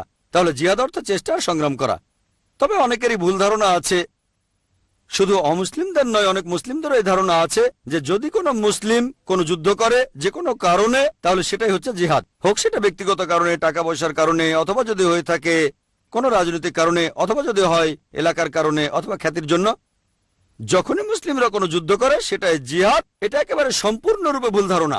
জিহাদ মানে চেষ্টা আর সংগ্রাম করা। আর ইসলামিক পরিভাষায় জিহাদ এর অর্থ কারণ নিজের খারাপ প্রবৃত্তির বিরুদ্ধে সংগ্রাম করা। এছাড়াও জিহাদের অর্থ সমাজের উন্নতির জন্য চেষ্টা আর সংগ্রাম করা। আরও জিহাদের অর্থ আত্মরক্ষার জন্য যুদ্ধ করা, আত্মরক্ষার জন্য সংগ্রাম করা কোনো যুদ্ধের ময়দানে। এছাড়াও জিহাদের অর্থ অত্যাচারের বিরুদ্ধে সংগ্রাম করা। তাহলে জিহাদের মানে চেষ্টা আর সংগ্রাম করা। যদি কোনো ছাত্র স্কুলের পরীক্ষায় পাশ করার জন্য চেষ্টা আর সংগ্রাম করে যায় সেটা জিহাদ। তাহলে জিহাদের অর্থ চেষ্টা আর সংগ্রাম করা। অনেকেরই ভুল ধারণা আছে যে জিহাদ এটা করতে পারে শুধু মুসলিমরা। আল্লাহ সুবহানাহু ওয়া তাআলা পবিত্র কোরআনে সূরা লুকমানের 15 নম্বর আয়াতে বলেছেন, এছাড়াও সূরা আনকাবুতের 8 নম্বর আয়াতে বলেছেন যে বাবা মা জিহাদ করে যাতে করে তাদের সন্তান আল্লাহ তাআলা বাদে অন্য কারো ইবাদত করে। তাহলে অমুসলিম বাবা মা জিহাদ করছে যাতে তাদের সন্তান শিরক করে। তাহলে অমুসলিমরাও জিহাদ করে। তবে মুসলিমরা যখন জিহাদ করে সেটা জিহাদ ফি সাবিলিল্লাহ, আল্লাহ তাআলার পথে চেষ্টা সংগ্রাম করা। আর অমুসলিমরা করে জিহাদ ফি সাবিল শয়তান, শয়তানের পথে সংগ্রাম করা। তাহলে জিহাদ অর্থ চেষ্টার সংগ্রাম করা। বিস্তারিত জানতে চাইলে আমার ভিডিও ক্যাসেট দেখেন, টেররিজম এন্ড জিহাদ ইন ইসলামিক পার্সপেক্টিভ। আশা করি উত্তরটা পেয়েছেন। হ্যাঁ ভাই। আসসালামু আলাইকুম। কয়েকদিন ধরে বোম্বে শহরের অলিতে গলিতে বিভিন্ন পোস্টার দেখছি, ইমাম মাহদী ফাউন্ডেশন থেকে ছাপা হয়েছে। বলা হয়েছে যে ইমাম মাহদী চলে এসেছেন, চাঁদের উপর ওনার মুখ দেখা গেছে। ওনার মুখ চাঁদের উপর দেখা গেছে। পোস্টারগুলো হিন্দি, ইংলিশ আর উর্দুতে ছাপা হয়েছে। বোম্বের অনেক জায়গায় লাগানো হয়েছে। এ ব্যাপারে আপনি কিছু বলবেন? ভাই প্রশ্ন করলেন যে বোম্বে শহরের বিভিন্ন রাস্তায় কিছু পোস্টার লাগানো হয়েছে ইমাম মাহদী ফাউন্ডেশন থেকে। ইমাম মাহদী এসেছেন আর চাঁদের উপর ওনার মুখ দেখা গেছে। আমি এমন কোনো পোস্টার দেখিনি, তবে থাকতে পারে। আর চাঁদের উপর ওনার মুখ দেখা গেছে কিনা সে সম্পর্কেও কিছু জানি না। তবে ইমাম মাহদী সম্পর্কে বেশ কিছু হাদিস আছে, কিছু গাইডলাইন আছে। তিনি আসবেন। কেউ কেউ বলে চলে এসেছেন, তিনি এসেছেন এমন কোনো কথা আমি শুনিনি। তবে হাদিস বলছে তিনি অবশ্যই আসবেন ইনশাল্লাহ। আর ইমাম মাহদী ফাউন্ডেশন নামে কোনো ফাউন্ডেশন আমি চিনি না। আর চাঁদের উপর ওনার মুখ দেখা গিয়েছে সেরকম কথাও আমি শুনিনি। আর আপনারা দেখবেন যে ইতিহাসে এ পর্যন্ত কয়েকশো মাহাদি এসেছেন আর গিয়েছেন। সুদানে, আফ্রিকায়, পাকিস্তানে, হায়দ্রাবাদে, ইন্ডিয়ায়, অনেক জায়গায় অনেকে এসেছেন, আবার চলেও গেছেন। প্রত্যেকে দাবি করে তিনি আসল মাহাদি। এখানে কিছু নিদর্শন থাকবেন ইনশাআল্লাহ। ইমাম মাহাদি আসবেন, ঈসা আলাইহিস সালামও আসবেন, অবশ্যই তারা আসবেন। আর পৃথিবীতে একদিন খিলাফত প্রতিষ্ঠিত হবে। আমরা অপেক্ষা করছি ইনশাআল্লাহ। তবে আমাদের কোরআন আর হাদিস মেনে চলতে হবে। তিনি কবে আসবেন জানি না, এখন না পরে আসবেন তা জানি না। আমাদের কোরআন এবং হাদিস মেনে চলতে হবে, সেটাই গুরুত্বপূর্ণ। যারা নিজেদের ইমাম মাহাদি বলেছেন বেশিরভাগই কোরআন এবং সুন্নাহ থেকে সরে গিয়েছিলেন। তাই আমাদের কোরআন এবং হাদিস মেনে চলতে হবে আর আল্লাহ রাসূলের আদেশ মানতে হবে। আশা করি উত্তরটা পেয়েছেন। হ্যাঁ ভাই। আসসালামু আলাইকুম। ওয়ালাইকুম আসসালাম ওয়া রাহমাতুল্লাহ। জাকির ভাই, আমরা ভালো কাজে উৎসাহ দেই আর খারাপ কাজে নিষেধ করি। এখন মুসলিম এলাকায় যে মদের দোকানগুলো আছে তারা যেন অন্তত পক্ষে মুসলিম এলাকায় মদ বিক্রি না করে, সেজন্য কি করতে পারি? আপনি কি বলেন? ভাই প্রশ্ন করলেন আর সূরা ইমরানের 110 নম্বর আয়াতের উদ্ধৃতি দিলেন, যেখানে বলা হয়েছে কুনতুম খায়রা উম্মাতিন উখরিজাত লিন-নাস তা'মুরুনা বিল মারুফ ওয়া তানহাউনা আনিল মুনকার ওয়া তু'মিনুনা বিল্লাহ। মুসলিমরা তোমরাই শ্রেষ্ঠ উম্মত, কারণ তোমরা সৎ কাজের নির্দেশ দাও, অসৎ কাজে নিষেধ করো, আল্লাহকে বিশ্বাস করো। আপনি বলছেন যে ইন্ডিয়ায় অনেক মদের দোকান আছে, বিশেষ করে যেগুলো মুসলিম এলাকায়, এরা যাতে মদ বিক্রি না করে সেজন্য আমরা কি করতে পারি? যখনই খারাপ কিছু দেখবেন, আমাদের নবীজি সাল্লাল্লাহু আলাইহি ওয়াসাল্লাম বলেছেন যখন খারাপ কিছু দেখবেন হাত দিয়ে থামাতে পারলে সেটা হাত দিয়ে থামান, মুখ দিয়ে থামাতে পারলে মুখ দিয়ে থামান। কমপক্ষে আপনি মনে মনে অভিশাপ দেন, আর এটা করলে হবেন একেবারে নিচু স্তরের মুমিন। খারাপ জিনিসকে থামানোর অনেক পদ্ধতি হতে পারে, হাত অথবা মুখ, এর কোনোটাই যদি করতে না পারেন তাহলে মনে মনে অভিশাপ দেন। এখানে অনেক কিছু করতে পারেন, তাদের বোঝাতে পারেন। সেই মদের দোকানের মালিক যদি মুসলিম হয় বুকলেট বিলি করতে পারেন কোরআনের আয়াতের উদ্ধৃতি দিয়ে, হাদিসের উদ্ধৃতি দিয়ে ইত্যাদি ভাবে। এখন দোকানের মালিক মুসলিম হোক কি অমুসলিম, আপনি মানুষকে সচেতন করে তুলতে পারেন যে মদ স্বাস্থ্যের জন্য ক্ষতিকর, পরিসংখ্যান বলেন, কোরআন হাদিসের উদ্ধৃতি দেন, পরিসংখ্যান তাদের দেখান মদ কি কি ক্ষতি করে, মদে কি ক্ষতি হয়, কতজন মানুষ মারা গেছে, কি কি রোগ হতে পারে সেটা জানান। আমি ইসলামে অনুমোদিত খাবারের উপরে একটা লেকচার দিয়েছিলাম, সেখানে অ্যালকোহলও ছিল। এছাড়াও এই প্রশ্নের উত্তরটা আপনি পাবেন আমাদের ওয়েবসাইটে। পুরো লেকচারটা অ্যালকোহল নিয়ে না, তবে সেখানে কিছু পয়েন্ট বলেছি, কিছু পয়েন্ট যুক্তির, কিছু পয়েন্ট বিজ্ঞানের, বিভিন্ন অসুখ বিসুখের, কিছু কোরআনের আয়াতের, বাইবেলের অনুচ্ছেদের, বেদের কথাও সেখানে বলেছি। এই কথাগুলো নিয়ে একটা বুকলেট বানান, মদের ক্ষতিকর দিকগুলো নিয়ে একটা বুকলেট বানিয়ে সেটা বিলি করতে পারেন। আমাদের কাজ আল্লাহ পবিত্র কোরআনে বলেছেন, সূরা গাশিয়ার 21 নম্বর আয়াতে উল্লেখ করা হয়েছে, ফাযাক্কির ইন্নামা আনতা মুযাক্কির। আল্লাহ নবীজিকে বলেছেন তোমার কাজ হলো উপদেশ দেয়া, একজন নবীর দায়িত্ব উপদেশ দেয়া। একইভাবে আমরা উপদেশ দেব, তাদের মানসিকতা বদলানো আল্লাহ তাআলার হাতে।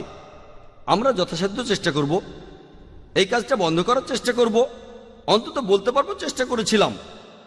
ফলাফলটা পরের ব্যাপার। এটা করতে গেলে বুকলেট বিলি করেন, তাদের সাথে আলোচনা করেন, সেমিনারের ব্যবস্থা করেন। সেই এলাকায় মদ খেলে কি কি ক্ষতি হয় বিভিন্ন ধর্মগ্রন্থের উদ্ধৃতি দেন, ইসলামিক ধর্মগ্রন্থ, বাইবেল, বেদের উদ্ধৃতি দেন, সচেতন করেন, ক্যাম্পেইন করেন, ওয়ার্কশপ করেন, এরকম অনেক কিছুই করতে পারেন। তবে সব মানুষই সবকিছু করতে পারে না। লোকে বলে আপনি কি করবেন, অনেক কিছুই করা যায়। তাহলে মদ বিক্রি বন্ধ করতে এগুলো করতে পারেন। যদি চান দোকান মালিকের সামনে হিকমার সঙ্গে কথা বলবেন, সেটাও করতে পারেন, আপনার উপরে নির্ভর করবে। মালিক যদি মুসলিম হয় তাহলে তার সঙ্গে দেখা করতে পারেন আর হিকমার সাথে কথা বলেন। এভাবে মুসলিম মালিকদের সাথে কথা বলেন। মালিক অমুসলিম হলে বেদ থেকে উদ্ধৃতি দেন, এটা আপনার উপরে নির্ভর করবে।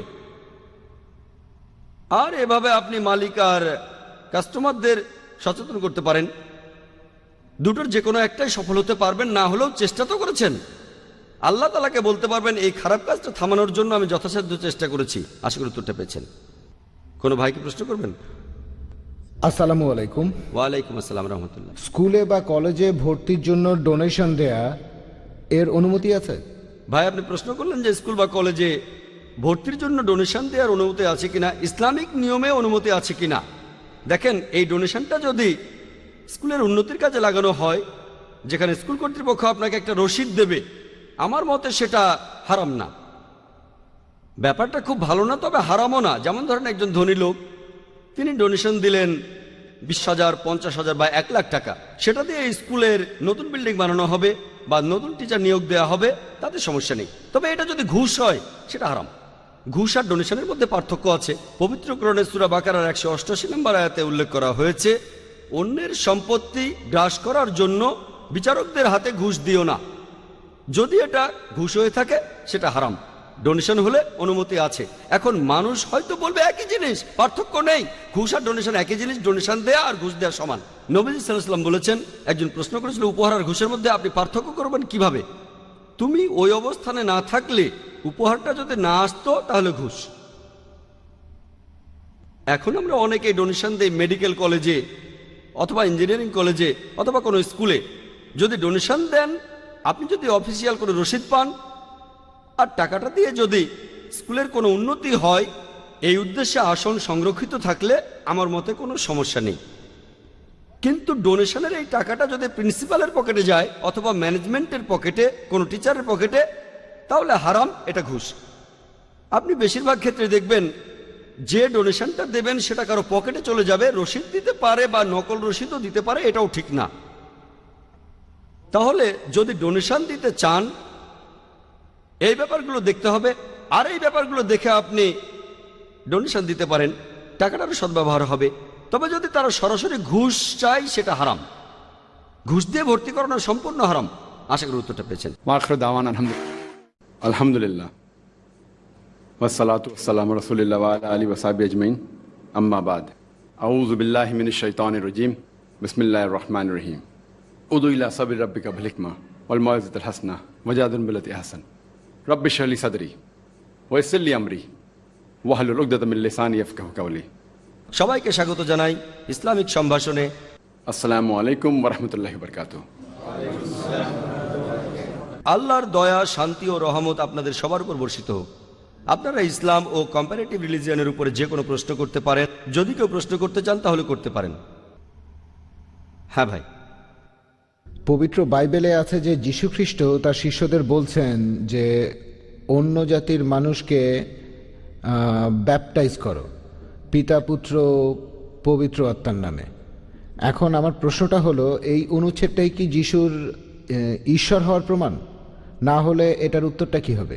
ভাই, আপনি একটা প্রশ্ন করলেন যে পবিত্র বাইবেলে আছে যিশু তার শিষ্যদের বলছেন তোমরা মানুষকে ব্যাপটাইজ করো পিতা পুত্র ও পবিত্র আত্মার নামে। এটার মানে কি ট্রিনিটি? আমার মন্তব্য কি, এটা কমপ্লিট ট্রিনিটি না। বাইবেলের ট্রিনিটির ধারণার কাছাকাছি অনুচ্ছেদ আছে। ফার্স্ট এপিস্টল অফ জনে 5 নম্বর অধ্যায় 7 অনুচ্ছেদ বলছে স্বর্গে 3 জন সব হিসাব রাখেন, পিতা পুত্র এবং পবিত্র আত্মা, আর এরা 3 জন এক। যদি এক হয় তাহলে ট্রিনিটি। যদি আমি বলি যে 3 জন লোক আছে, এটা ট্রিনিটি না। 3 জন এক হলে সেটা ট্রিনিটি হবে। বাইবেলে কোথাও ট্রিনিটি শব্দটা পাবেন না নাম ধরে। ট্রিনিটি শব্দটা বাইবেলে নেই, পবিত্র কোরআনে আছে। সূরা নিসার 171 নম্বর আয়াতে উল্লেখ করা হয়েছে, বলা হয়েছে ওয়ালা তাকুলু সালাসা, তোমরা ট্রিনিটি বলো না, ইনতাহু খায়রাল লাকুম, তোমাদের জন্য এটা কল্যাণকর। কোরআনে ট্রিনিটি আছে, তবে বলা হয়েছে এটা বলো না। এরপর সূরা মাইদার 73 নম্বর আয়াতে উল্লেখ করা হয়েছে লাকাদ কাফরাল্লাযিনা কালু ইন্নাল্লাহা সালিসু সালাসা, তারা কুফরি করছে, ধর্মের অবমাননা করছে যারা এই কথা বলে যে আল্লাহ তিনের মধ্যে একজন, আল্লাহ হলেন 3 জন মিলে, এটাকে বলে ট্রিনিটি। পবিত্র কোরআনে এই ট্রিনিটি শব্দটা আছে মোট 2 বার, তবে বলা আছে এটা নিষিদ্ধ। পবিত্র বাইবেলে শব্দটা কোথাও নেই। সবচেয়ে কাছাকাছি ফার্স্ট এপিস্টল অফ জন 5 নম্বর অধ্যায় 7 অনুচ্ছেদ, আপনার বলা অনুচ্ছেদটা না, সেটাতে 3 জনকে এক বলা হয়নি, এটাতে বলা হয়েছে। তবে এই ফার্স্ট এপিস্টল অফ জন 5 নম্বর অধ্যায় 7 অনুচ্ছেদ যেটা বলছে যে স্বর্গে 3 জন হিসাব রাখে, পিতা পুত্র আর পবিত্র আত্মা, আর 3 জন হলো এক, এটা বাইবেলের রিভাইজড স্ট্যান্ডার্ড ভার্সন অনুযায়ী, স্ট্যান্ডার্ড ভার্সন রিভাইজ করেছেন 32 জন খ্রিস্টান বিশেষজ্ঞ যারা খুবই উচ্চপদস্থ, যাদের পেছনে 50টি খ্রিস্টান প্রতিষ্ঠান সমর্থন দিচ্ছে। এই বিশেষজ্ঞরা বলছেন যে পবিত্র বাইবেলের এই অনুচ্ছেদটা বানানো হয়েছে, পরে লেখা হয়েছে, তারপর ঢোকানো হয়েছে, আর বাইবেল থেকে এই অনুচ্ছেদটা বাদ দেওয়া হয়েছে। কারণ এটা বানানো হয়েছে, পরে লেখা হয়েছে, তারপর ঢোকানো হয়েছে। তাই রিভাইজ স্ট্যান্ডার্ড ভার্সনে, যেটা হলো বাইবেলের সবচেয়ে বেশি বিক্রি হওয়া ভার্সন, সেখানে এটা নেই। আপনি যেটা বললেন 3 জনের কথা, কিন্তু ট্রিনিটি না। যে অনুচ্ছেদটা বাদ দেওয়া হয়েছে সেখানেও ট্রিনিটি নেই, কিন্তু ট্রিনিটির কাছাকাছি যেটা পবিত্র বাইবেল থেকে বাদ দেওয়া হয়েছে। তাহলে ট্রিনিটি শব্দটা বাইবেলে নেই, এই শব্দটা শেখায় চার্চ। বাইবেল অথবা যীশু খ্রিস্ট কখনো ট্রিনিটির কথা বলেননি। আশা করি উত্তরটা পেয়েছেন। কোনো ভাই কি প্রশ্ন করবেন? হ্যাঁ ভাই। চিকিৎসা করার অনেকগুলো পদ্ধতি আছে, আর তার একটা হলো হোমিওপ্যাথি চিকিৎসা। আমরা জানি যে এই ওষুধে আছে অ্যালকোহল। অনেকে বলে যে 90% হোমিওপ্যাথি ওষুধের মধ্যেই অ্যালকোহল থাকে। এ ব্যাপারে কি বিস্তারিত বলবেন? কারণ কিছু অসুখ বিসুখ আছে যেগুলো শুধুমাত্র হোমিওপ্যাথিক ওষুধেই সারে, যেমন অস্টার আর্থ্রাইটিস ইত্যাদি। ভাই প্রশ্ন করলেন যে হোমিওপ্যাথি চিকিৎসায় বেশিরভাগ ওষুধে অ্যালকোহল থাকে, অনেকে বলে 90%, আর বললেন কিছু রোগ যেমন অস্টার আর্থ্রাইটিস একমাত্র চিকিৎসা হোমিওপ্যাথি, যেটার সঙ্গে আমি একমত নই, তবে এতে কোনো সমস্যা নেই। এখন হোমিওপ্যাথি ওষুধ খেতে পারবো কি না, সাধারণ নিয়ম হিসেবে অ্যালকোহল নিষিদ্ধ।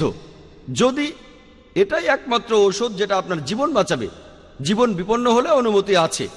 আপনি জিজ্ঞাসা করলে বলবো হ্যাঁ বেশিরভাগ হোমিওপ্যাথিক ওষুধে অ্যালকোহল থাকে, তাই যদি বাদ দিতে পারেন তাহলে বলবো বাদ দেন, অন্য কোনোভাবে চিকিৎসা করেন যেটাতে কোনো অ্যালকোহল নেই। হোমিওপ্যাথি বেশিরভাগ ওষুধে আছে, তাই সাধারণ নিয়মে চিকিৎসাটা নেব না, এটাই সাধারণ নিয়ম। অনেকেই হয়তো অ্যালোপ্যাথির চাইতে হোমিওপ্যাথিতে উপকার পাবেন। বলছি না হোমিওপ্যাথি সেরা, তবে অনেকে হয়তো হোমিওপ্যাথিতে ভালো ফল পেতে পারেন। কেউ সব নিয়মে চিকিৎসা করে তারপর হোমিওপ্যাথিতে আসলো, আর শেষ উপায় হিসেবে এই চিকিৎসা নেই, কোনো সমস্যা নেই। তবে আপনি বললেন কিছু রোগ হোমিওপ্যাথি ছাড়া সারে না, আমি একমত নই। কিছু মানুষ হোমিওপ্যাথিতে উপকার পেয়েছে, পাননি সেটা বলছি না, হোমিওপ্যাথিতে অনেক মানুষ উপকার পেয়েছেন, তবে অন্য পদ্ধতিতেও পাবেন। আর লোকজন বলে এই ডাক্তার সেরা, এই ট্রিটমেন্ট সেরা, তাহলে এমনিতে আপনি অ্যালকোহল মেশানো ওষুধ খাবেন না। তবে যদি হোমিওপ্যাথি একমাত্র চিকিৎসা হয়, একমাত্র ট্রিটমেন্ট, অন্য পদ্ধতিতে যদি ট্রিটমেন্ট থাকে যেটাতে অ্যালকোহল নেই, আগে সেটা দেখেন। হোমিওপ্যাথি হলো শেষ ভরসা, প্রথমেই যাবেন না। অন্য চিকিৎসায় কাজ না হলে তারপর হোমিওপ্যাথি চিকিৎসা নিয়ে দেখতে পারেন, সমস্যা নেই। আশা করি উত্তরটা পেয়েছেন। হ্যাঁ ভাই বলেন। জাকির ভাই, আমার প্রশ্নটা বায়াত সম্পর্কে। বায়াতের গুরুত্ব কতখানি, আর এটা কি এখনকার দিনে প্রযোজ্য, যেখানে খিলাফত বলে কিছুই নেই? ভাই প্রশ্ন করলেন যে বায়াতের গুরুত্ব কতখানি। বায়াত মানে আনুগত্য প্রকাশ করা। এটা কোরআনের সূরা মুমতাহিনায় আছে।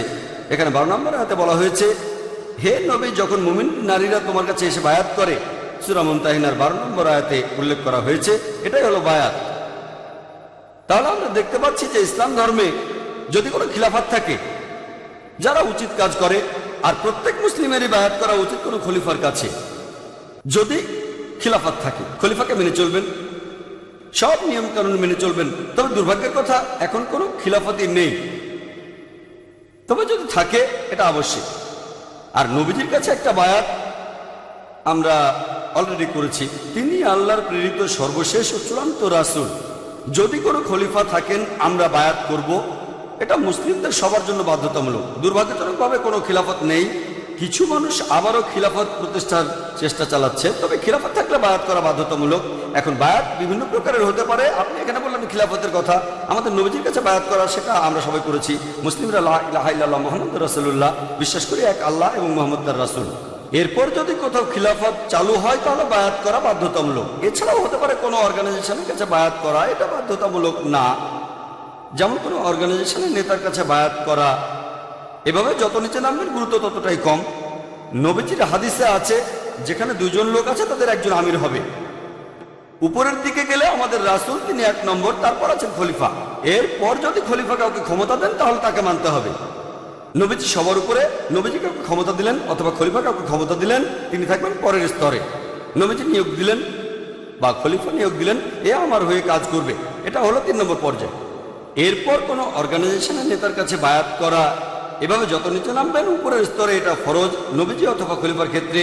তবে যত নিচে নামবেন সেটা হয়তো হবে কোনো একটা অর্গানাইজেশন, মানলেন বা না মানলেন, তবে সেখানেও একজন আমির থাকবে। সেটা এমন না যে তার কথাগুলো মেনে চলা বাধ্যতামূলক। ধরেন 3 জন লোক একসাথে বের হলো ভ্রমণ করতে, ধরেন তারা বের হয়েছে পিকনিক করতে, সেখানেও তাদের মধ্যে একজন নেতা থাকতে পারে। এখন তারা সেই নেতার কথা মেনে চলবে কিনা সেটা আসলে আলাদা ব্যাপার। এখানে স্তরটাও দেখতে হবে। আমিরের কাছে বায়াত করতে হবে না, তবে যদি কাউকে আমির হিসেবে ঠিক করেন তার মানে হলো সে আপনাদের নেতা। আনুষ্ঠানিকভাবে হয়তো তার কাছে বায়াত করছেন না, তারপরও সে নেতা। এভাবে বায়াত করাটা স্তরের উপর নির্ভর করে। এখন নবীজির ক্ষেত্রে এটা আবশ্যিক, আমরা সবাই বায়াত করেছি। খলিফার ক্ষেত্রে আবশ্যিক, নিচের ক্ষেত্রে অতটা আবশ্যিক না। আর এখন দুর্ভাগ্যজনকভাবে কোনো খিলাফতই নেই, তবে খিলাফত থাকলে বায়াত করা বাধ্যতামূলক। আশা করি উত্তরটা পেয়েছেন। কোনো ভাই কি প্রশ্ন করবেন? আসসালামু আলাইকুম ভাই। ওয়ালাইকুম আসসালাম রহমতুল্লাহ বারাকাতুহু। এখন অনেক অমুসলিম মহিলাই ইসলাম ধর্ম গ্রহণ করছে। আমার প্রশ্নটা এই মহিলাদের বিয়ে সম্পর্কে, কারণ অনেক মুসলিম পরিবারই বেশ রক্ষণশীল, আর তারা চায় না যে তাদের ছেলে এমন কোনো রিভার্ট মহিলাকে বিয়ে করুক। ভাই প্রশ্ন করলেন যে অনেক মহিলা ইসলাম গ্রহণ করছে, আর আমিও একমত যে পুরুষদের চাইতে মহিলারা বেশি ইসলাম গ্রহণ করছে। যারা ইসলাম গ্রহণ করছে তাদের 2 ভাগ মহিলা আর 1 ভাগ পুরুষ। আপনি বললেন যে এই মহিলাদের বিয়ে করতে সমস্যা হয়, আর অনেক মুসলিম পরিবারই চায় না তাদের ছেলে এমন রিভার্ট মেয়েকে বিয়ে করুক। যোগ্য পাত্র খুঁজে পাওয়া, রিভার্টদের কথা বাদ দেন, যারা প্রথম থেকে মুসলিম মহিলাদের জন্য যোগ্য পাত্র খুঁজে পাওয়া কঠিন। রিভার্ট তাদের কথা বাদ দিলাম, পরিস্থিতি খুবই খারাপ, বেশিরভাগ মানুষই ভুল পথে চলছে। তাহলে ভালো পাত্র খুঁজে পাওয়া এখন একটা সমস্যা, আর ভালো ছেলে খুঁজে পাওয়া কঠিন। ভালো মেয়ে খুঁজে পাওয়া সহজ, কারণ আল্লাহ তাদের সেভাবে বানিয়েছেন, আর মহিলারা সেজন্য বেশি ইসলাম গ্রহণ করছে। এখন আপনার প্রশ্নটা রিভার্ট কোনো মহিলাকে বিয়ে করার প্রসঙ্গে। এটা বলা উচিত না যে মুসলিম ছেলে রিভার্ট মহিলাকে বিয়ে করবে না। আর অনেক সময় ইসলাম গ্রহণের পেছনে অন্য কারণও থাকে, সব না, কিছু কারণ। হয়তো LBW, লাভ বিফোর ওয়েডিং, প্রেম করে বিয়ে করবেন, এক্ষেত্রে আগে ইসলাম ধর্ম গ্রহণ করতে হবে, তাই রিভার্ট হলেন। তবে আলহামদুলিল্লাহ আমি অনেক মহিলাকে দেখেছি যারা মুসলিম হচ্ছেন ইসলামের কারণেই। এখনকার দিনে অনেকে ইসলাম গ্রহণ করছে। যদি কোনো মেয়ে বা ছেলে ইসলামের গুণের কারণে মুসলিম হয়, কারণটা LBW না, লাভ বিফোর ওয়েডিং। আর এমনটা হলে এরা যে ইসলাম ধর্ম পালন করবে তার সম্ভাবনা বেশি, জন্ম থেকে যারা মুসলিম তাদের চেয়ে তো বেশি। এটাই সাধারণত হয়, তবে সবসময় না। মাশাআল্লাহ, জন্ম থেকে মুসলিম এমন অনেকেই আছেন খুবই ধার্মিক। তবে সাধারণত যদি কোনো লোক ইসলাম ধর্মের সৌন্দর্য দেখে মুসলিম হয়, ইসলাম সম্পর্কে জেনে, তাহলে তার ধর্ম পালন করার সম্ভাবনা বেশি, জন্ম থেকে যারা মুসলিম তাদের চাইতে অনেক বেশি। বুঝতে পেরেছেন? তবে আমি সেই সব রিপার্টদের কথা বলছি না যারা মুসলিম হচ্ছে অন্য কারণে হোক, সেটা টাকা বা প্রেমের কারণে। এমনকি আলহামদুলিল্লাহ তাদের মধ্যে অনেকে যারা মুসলিম হয়েছে হয়তো প্রেমের কারণে, হয়তো প্রথমে ইসলাম সম্পর্কে জানতো না, একটা মুসলিম ছেলের সাথে প্রেম ছিল, কয়েক বছর পরে দেখা যায় সেই মেয়ে সেই মুসলিম ছেলের চাইতে বেশি ধর্ম পালন করছে, ছেলেটা শুধু নামে মুসলিম। বিয়ের আগে মেয়েটাকে বলেছে তোমাকে ধর্ম বদলাতে হবে, তারপর দেখা গেল সেই মেয়ে মুসলিম হলো, কয়েক বছর পরে সেই মেয়ে হয়তো ইসলাম পালন করছে বেশি বেশি করে। হয়তো স্বামীকে সে দাওয়া দিচ্ছে, স্বামী মানবে কিনা সেটা আলাদা ব্যাপার, এরকম অনেক আছে। তবে যদি কোনো পুরুষ বা মহিলা ইসলামের গুণের কারণেই মুসলিম হয়, তাহলে তারা মুসলিম ঘরে জন্মানো ছেলে মেয়েদের চাইতে বেশি ধর্ম পালন করবে, এই সম্ভাবনাই বেশি। এখানে অনুৎসাহিত না করে উৎসাহ দিতে হবে। তবে এর পাশাপাশি অন্যান্য বিষয়গুলো দেখতে হবে। আরো অনেক বিষয় আছে। অনেকে দেখে সৌন্দর্য, আভিজাত্য, সম্পদ আর গুণ, সেরা হলো গুণ। অন্য তিনটা বিষয় দেখবেন, এমন না যে দেখবেন না। কেউ যদি সুন্দরী মেয়ে বিয়ে করতে চায় করতে পারে, এতে কোনো রকম সমস্যা নেই। তবে সেরাটা হলো গুণ। সৌন্দর্য দেখতে গিয়ে গুণটাকে বাদ দেবেন না। যদি কারোর মধ্যে চারটা জিনিসই পান তবে তা আলহামদুলিল্লাহ। যদি কাউকে বিয়ে করেন যে সুন্দরী, সম্পদশালী, অভিজাত আর গুণবতী, আলহামদুলিল্লাহ। তবে সেরাটা হলো গুণ। আর নিজের অবস্থানের সাথে সামঞ্জস্য রেখে বিয়ে করবেন, এগুলো সব হাদিসে লেখা আছে। অবশ্য এমন না যে সবই মানতে হবে, কিছু নাও মানতে পারেন। শুধুমাত্র গুণের জন্য অনেক কিছু বাদ দিতে পারেন, এভাবেও বিয়ে করে সুখী হতে পারেন আপনি। তাহলে এখানে বিভিন্ন বিষয় দেখে নিতে হবে। এখানে অনুৎসাহিত করা হচ্ছে না, উৎসাহ দেওয়া হচ্ছে, তবে বিভিন্ন বিষয় দেখে নিতে হবে। এমন না যে কলেজে প্রেম হয়েছে, এক বছর পরে মুসলিম হয়ে বিয়ে করে ফেললেন। এখানে অনেক বিষয় দেখতে হবে। সেই মেয়ে একজন ভালো মুসলিম হতে পারে, এখানে সব দিকে খেয়াল রাখবেন। তাদের অনুৎসাহিত করবেন না, বরং আপনারা উৎসাহ দেবেন। আশা করি উত্তরটা পেয়েছেন। কোনো ভাই প্রশ্ন করবেন? হ্যাঁ ভাই। যীশুখ্রিস্ট বলেছেন যে তোমাদের প্রতিবেশীকে ভালোবাসো, শত্রুকে ভালোবাসো। এছাড়াও শ্রী শ্রী রবিশঙ্কর আর অন্যান্য ধর্মীয় গুরুরা মানুষকে ভালোবাসার কথা বলেছেন, আর এভাবে তাদের অনুসারীর সংখ্যাও বাড়ছে।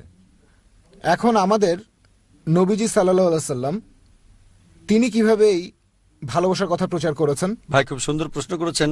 যে যিশু বলেছেন তোমাদের প্রতিবেশীকে ভালোবাসো, শ্রী শ্রী রবিশঙ্কর বলেছেন তোমাদের প্রতিবেশীকে ভালোবাসো, তাদের অনুসারীও বাড়ছে। আমাদের নবীজি সাল্লাল্লাহু আলাইহি সাল্লাম তিনি কিভাবে এই ভালোবাসার কথা বলেছেন?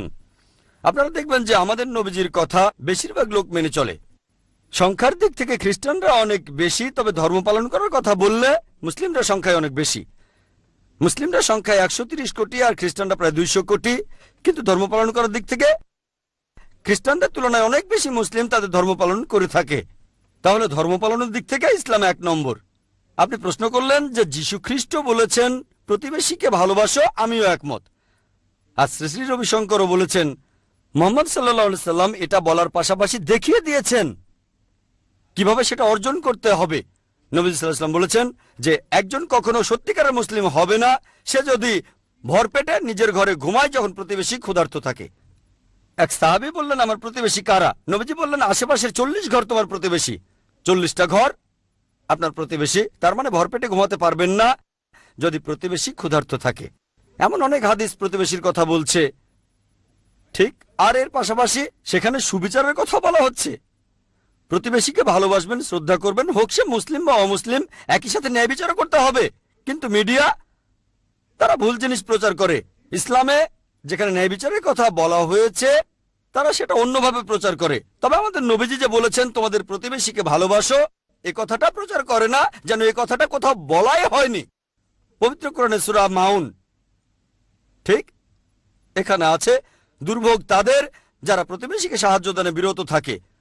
পুরো একটা সূরায় আছে। নবীজি সাল্লাল্লাহু আলাইহি সাল্লাম যে শুধু প্রতিবেশীকে ভালোবাসতে বলেছেন তাই নয়, তার পথটাও দেখিয়ে দিয়েছেন। আর আপনারা দেখবেন শ্রী শ্রী রবিশঙ্করের সাথে সেই বিতর্কে তিনি বলেছেন শুধু ভালোবাসার কথা। ঈশ্বর সবাইকে ভালোবাসেন, যেটা আমি পরে পরিষ্কার করে বললাম যে কোরআন ওই কথা বলছে যে আল্লাহ পরম করুণাময় আর পরম দয়ালু। এটা আছে পবিত্র কোরআনে সূরা বুরুজের 14 নম্বর আয়াতে। আমি সেখানে উত্তর দিতে গিয়ে বলেছিলাম যে আমি শ্রী শ্রী রবিশঙ্করকে ভালোবাসি। আর যখন বলেছিলাম যে আপনাকে ভালোবাসি সেজন্য আপনার ভুলগুলো শুধরে দিতে চাই, উনি পরে উত্তর দিতে এসে বললেন লোকজন মুখে বলে মন থেকে বলে না। তার মানে অভিযোগ করলেন যে আমি মুখে বলছি মন থেকে বলছি না, যেটা অন্যায়। এভাবে বলাটা অন্যায়। আমি এটা নিয়ে কিছুই বলিনি, বলেছিলাম তার বইয়ের উদ্দেশ্যটা ভালো, বলিনি যে উদ্দেশ্যটা খারাপ, আমি তার প্রশংসা করেছি। তাহলে মানুষ হিসেবে কার কাজটা বেশি ভালো? তার লেখা বইটা আসলে ইসলামের অবমাননা, এতে ক্ষতি হতে পারে, রায়টা বেঁধে যেতে পারে। ইসলামের অবমাননা করেছেন, তারপরেও বলেছি তার উদ্দেশ্য বা নিয়তটা ভালো ছিল যে মুসলিম আর হিন্দুরা একত্রিত হবে, তবে কথাগুলো ভুল। আর আমি যখন বললাম যে উনাকে ভালোবাসি, উনি পরোক্ষভাবে বললেন মানুষ অনেক কথাই মুখে বলে, মন থেকে বলে না। আমি তো মুখে বলেছি, উনি মুখেও বলেননি যে আমাকে ভালোবাসেন। ঠিক, তাহলে আপনারা যদি নিরপেক্ষভাবে আর যুক্তি দিয়ে দেখেন যে সেখানে কিছু লোক বলেছিল ও জাকির ভাই উনি তো এসব ব্যাপারে খুব কঠিন, কোথায় কঠিন, সেই বিতর্কটা যদি দেখেন, সেখানে দ্বিতীয় অংশে বলেছি আমি আসলে সবর করছিলাম। কিছু বললে একটা নেতিবাচক প্রভাব পড়তে পারে। যারা আমাকে চেনে তারা বলেছিল জাকির ভাই এই কথার উত্তর দিলেন না কেন, কিছু বললেন না কেন? আমি বলেছিলাম সবর করছিলাম। তাহলে আমরা প্রতিবেশীকে ভালোবাসবো, তবে সে তার ক্ষতি করুক এমন কিছু আমরা চাই না। ঠিক, কাউকে ভালোবেসে যদি এই কথা বলি, উদাহরণ দিচ্ছি, একজন ধরেন আমার বন্ধু, সে সবসময় ক্লাসে ফার্স্ট হয়, পরীক্ষা দিতে যাওয়ার সময় সামনে কালো বিড়াল পড়লো। সে বলল কালো বিড়াল দেখেছি, এটা অশুভ লক্ষণ, আজকে আমি পরীক্ষা দেব না। আমি তাকে বলবো ভাই কালো বিড়ালে কিছু যায় আসে না, আমার সামনে এমন কালো বিড়াল অনেক পড়েছে, কিছুই হয়নি। না না, তখন কি বলবো তোমাকে ভালোবাসি, তুমি ঠিক, তাকে তো ভালোবাসি, সেজন্যই শুধরে দেব। কালো বিড়াল ক্ষতি করে না, তাকে ভালোবাসি বলে এই কথাটা বলে দেবো তাকে আমি। তাই যেহেতু শ্রী শ্রী রবিশঙ্করকে ভালোবাসি, আমি চেয়েছিলাম তিনি যেন পরকালে বেহেশতে যান, সেজন্য শুধরে দিয়েছিলাম। উনি হয়তো সেটা বোঝেননি। যার ঈমান আছে তিনি এটা বুঝবেন। যেহেতু তাকে ভালোবাসি সেজন্য উদাহরণটা দিয়েছিলাম যে যদি কেউ 10 তলা থেকে লাফ দিতে চায়, আমি বারণ করছি কিন্তু সে লাফ দিতে চায়, আমার হয়তো তখন তাকে বকাঝকা করতে হবে, হয়তো সে রেগে যাবে, দরকার হলে থাপ্পড়ও মারবো, যেহেতু তাকে ভালোবাসি। ভালোবাসা শুধু মুখের কথায় হয় না, আমি ওনার সঙ্গে একমত। তবে উনি শুধু মুখেই বলেছেন, এছাড়াও কিছু সমাজসেবা করেছেন ভালো, সেগুলো ভালো কাজ। ইসলাম বলছে ইহকাল গুরুত্বপূর্ণ, তবে আখিরাতের গুরুত্ব বেশি। আমাদের নবীজি বলেছেন বাস্তবসম্মত ভালোবাসার কথা, তাই যাকাত দেয়া আমাদের ফরজ, গরিব লোকদের দান করার জন্য। আপনি যদি ইসলাম ধর্মের মূল নীতিগুলো দেখেন, এগুলোই সবচেয়ে মানবিক। মিডিয়া যেটা করে, তারা প্রসঙ্গ ছাড়া কিছু জিনিসের উদ্ধৃতি দেয় আর সেটা ভুলভাবে প্রচার করে। ইসলাম ধর্মে যেটা আছে সেটা অন্য কোনো ধর্মে নেই। যেমন ধরেন ধর্মের অবমাননা, ইসলামের নিয়মটা যদি কেউ যুদ্ধ ঘোষণা করে আল্লাহ ও রাসূলের বিরুদ্ধে, সূরা মাইদা 33 নম্বর আয়াতে উল্লেখ করা হয়েছে, যদি কেউ যুদ্ধ ঘোষণা করে আল্লাহর বিরুদ্ধে, তার রাসূলের বিরুদ্ধে, ধ্বংস করে বেড়ায়, হয় তাকে হত্যা করো বা ক্রুশবিদ্ধ করো, অথবা তার হাত পা কেটে ফেলো বা নির্বাসন। 4টা অপশন। হয়তো বলবেন ও সন্ত্রাস, কোথায় সন্ত্রাস? কেন? ধরেন আমি কাউকে জিজ্ঞেস করলাম, ধরেন কেউ আপনার স্ত্রীর বদনাম করলো, মায়ের বদনাম করলো, কুৎসা রটালো, কি করবেন? ও আমি তার নাক ভেঙে ফেলবো, ঘাড় ভেঙে ফেলবো। আমি বলবো কেন? মুসলিমদের জন্য আল্লাহ ও তার রাসূল, তারা আমাদের কাছে এই পৃথিবীর মধ্যে সবচেয়ে বেশি প্রিয়, মা বাবা স্ত্রী এদের চাইতেও। কেউ আপনার মায়ের বদনাম করলে আপনি কি করবেন? রেগে যাবেন, ঠিক ঠিক। কেউ তার নামে কুৎসা রটালে মারতে চাইবেন কেন? আপনার অধিকার। আমাদের ইসলাম ধর্মের নবীজি বলেছেন যদি কেউ আল্লাহ এবং রাসূলকে বেশি ভালো না বাসে, তার মায়ের চাইতে, তার বাবার চাইতে, তার স্ত্রীর চাইতে, তার সন্তানের চাইতে, সে সত্যিকার মুসলিম নয়। যখন কেউ আপনার মায়ের বদনাম করে, তার নামে কুৎসা রটায়, আপনি তখন রেগে গিয়ে তাকে মারবেন, কোর্টে কেস করে দেবেন। ইসলামে আল্লাহ এবং রাসূল তাদেরকে অনেক বেশি ভালোবাসি, মা বাবা স্ত্রী সন্তানের চেয়েও বেশি। হয়তো তারা তাদের নবীকে এতটা ভালোবাসে না, সেটা তাদের সমস্যা। লজিক্যালি দেখলে বুঝবেন ইসলাম সবচাইতে মানবিক ধর্ম। ইসলাম ভালোবাসার কথা বলে, শুধু তাদের ভালোবাসি না যারা চুরি করে, যার চুরি গেছে আমরা তাকেও ভালোবাসি। আমি সেখানে একটা উদাহরণ দিয়েছিলাম, যে চুরি করেছে সে যদি আসলে গরিব আর ক্ষুধার্ত হয়, সেজন্য সরকার দায়ী, কিন্তু বিলাসিতার জন্য চুরি করলে তার শাস্তি হওয়া উচিত। এখানে উত্তর দেওয়াটাও গুরুত্বপূর্ণ। আমরা মুসলিমরা আসলে টেবিলটা উল্টে দিতে জানি না।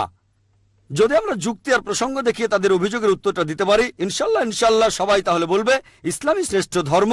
ইসলাম ভালোবাসার কথা বলে, ভালোবাসা আর ন্যায়ের কথা বলে, সব মানুষের জন্য, নির্দিষ্ট কোনো গোত্রের জন্য না। আশা করি উত্তরটা পেয়েছেন। হ্যাঁ ভাই। একবার একটা জুতোর মডেলে আরবি আয়াত বিসমিল্লাহির রহমানুর রহিম লেখা হলো, মুসলিমরা সবাই স্ট্রাইক করলো, এসব ঘটনা এখনো ঘটছে, সবাই আমাদের সাথে খেলছে। প্রথম প্রশ্ন। দ্বিতীয়টা হলো, এভাবে স্ট্রাইক করা বা হরতাল ডাকা ইসলামের ব্যাপারে কি বলে? কারণ এখানে অনেকেই ক্ষতিগ্রস্ত হচ্ছে যারা সরাসরি জড়িত নয়। যে দোকানে পাথর মারা হয়েছে তারাও হয়তো সরাসরি এর সাথে জড়িত নয়।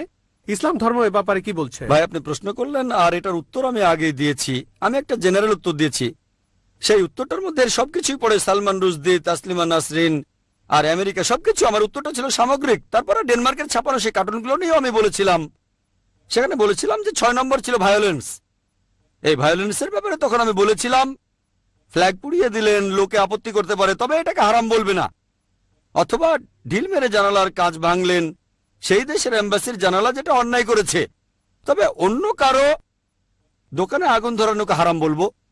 অবশ্য যদি সেই ব্যাপারটার সাথে জড়িত কেউ, একেবারে সরাসরি জড়িত এমন কাউকে ধরতে পারেন, তাহলে ব্যাপারটা আলাদা। আপনি সেই দেশের কোন নাগরিককে কিডন্যাপ করে অত্যাচার করতে পারেন না, এটা হারাম। তাহলে দোকানে পাথর মারা এটা সম্পূর্ণ হারাম। যদি সেই দোকানদার অন্যায় কিছু করেছে সেজন্য পাথর মারছেন, তাহলে ঠিক আছে, তবে অন্য কাউকে আক্রমণ করা ঠিক না। এখানে যেটা করতে পারেন আমি আগেও বলেছি, যদি সেই দেশ দায়ী হয়, প্রধানমন্ত্রী এটাকে সমর্থন করে, তার মানে প্রধানমন্ত্রীও জড়িত। প্রধানমন্ত্রী দায়ী, সেজন্য নিরীহ নাগরিককে মারতে পারেন না। খুব বেশি হলে ফ্ল্যাগ পোড়ানো, আমি বলছি না যে এটাও ঠিক, তবে ভায়োলেন্সটা যদি হয় ফ্ল্যাগ পুড়িয়ে দেয়া, এম্বাসিতে পচা ডিম ছুঁড়ে মারা, যদি ভায়োলেন্সটা এরকম হয়, সামান্য খুব একটা আপত্তি করবে না মানুষ। তবে চূড়ান্ত ভায়োলেন্সে নিরীহ মানুষ মারা, অত্যাচার করা, অথবা বাড়িঘর পুড়িয়ে দেয়া, অথবা দোকান পুড়িয়ে দেয়া, এগুলো হারাম ইসলামে। এমন করা আমার মতে সম্পূর্ণ ভুল। হ্যাঁ, আপনি মিডিয়ায় উত্তর দিতে পারেন, শান্তিপূর্ণভাবে প্রতিবাদ করেন, সমস্যা নেই। অর্থনৈতিক, আমি তাদের পণ্য কিনবো না, সেগুলো ব্যবহার করব না, ড্যানিশ পণ্য আমি কিনবো না, ভালো। কোর্টে কেস করেন, তাহলেও সমস্যা নেই। ভায়োলেন্স সামান্য হলে ঠিক আছে, না হলে না। একইভাবে দেখবেন এই ব্যাপারটা ইসলামের বদনাম করলে এগুলো থেকে বেছে নেন, সমস্যা নেই, তবে ভায়োলেন্স না। আশা করি উত্তরটা পেয়েছেন। ওয়াখির দাওয়ানা আলহামদুলিল্লাহি রাব্বিল আলামিন। ইয়া রাব্বু ইন্নাকা আনতাস সালাম মিনকাস সালাম ইলাইকাস সালাম। ইয়া রাব্বু ইন্নাকা আনতাস সালাম মিনকাস সালাম إليك السلام لأمرك يرجع أمر الأنام بين يديك قلوب الأنام لأمرك يرجع أمر الأنام بين يديك قلوب الأنام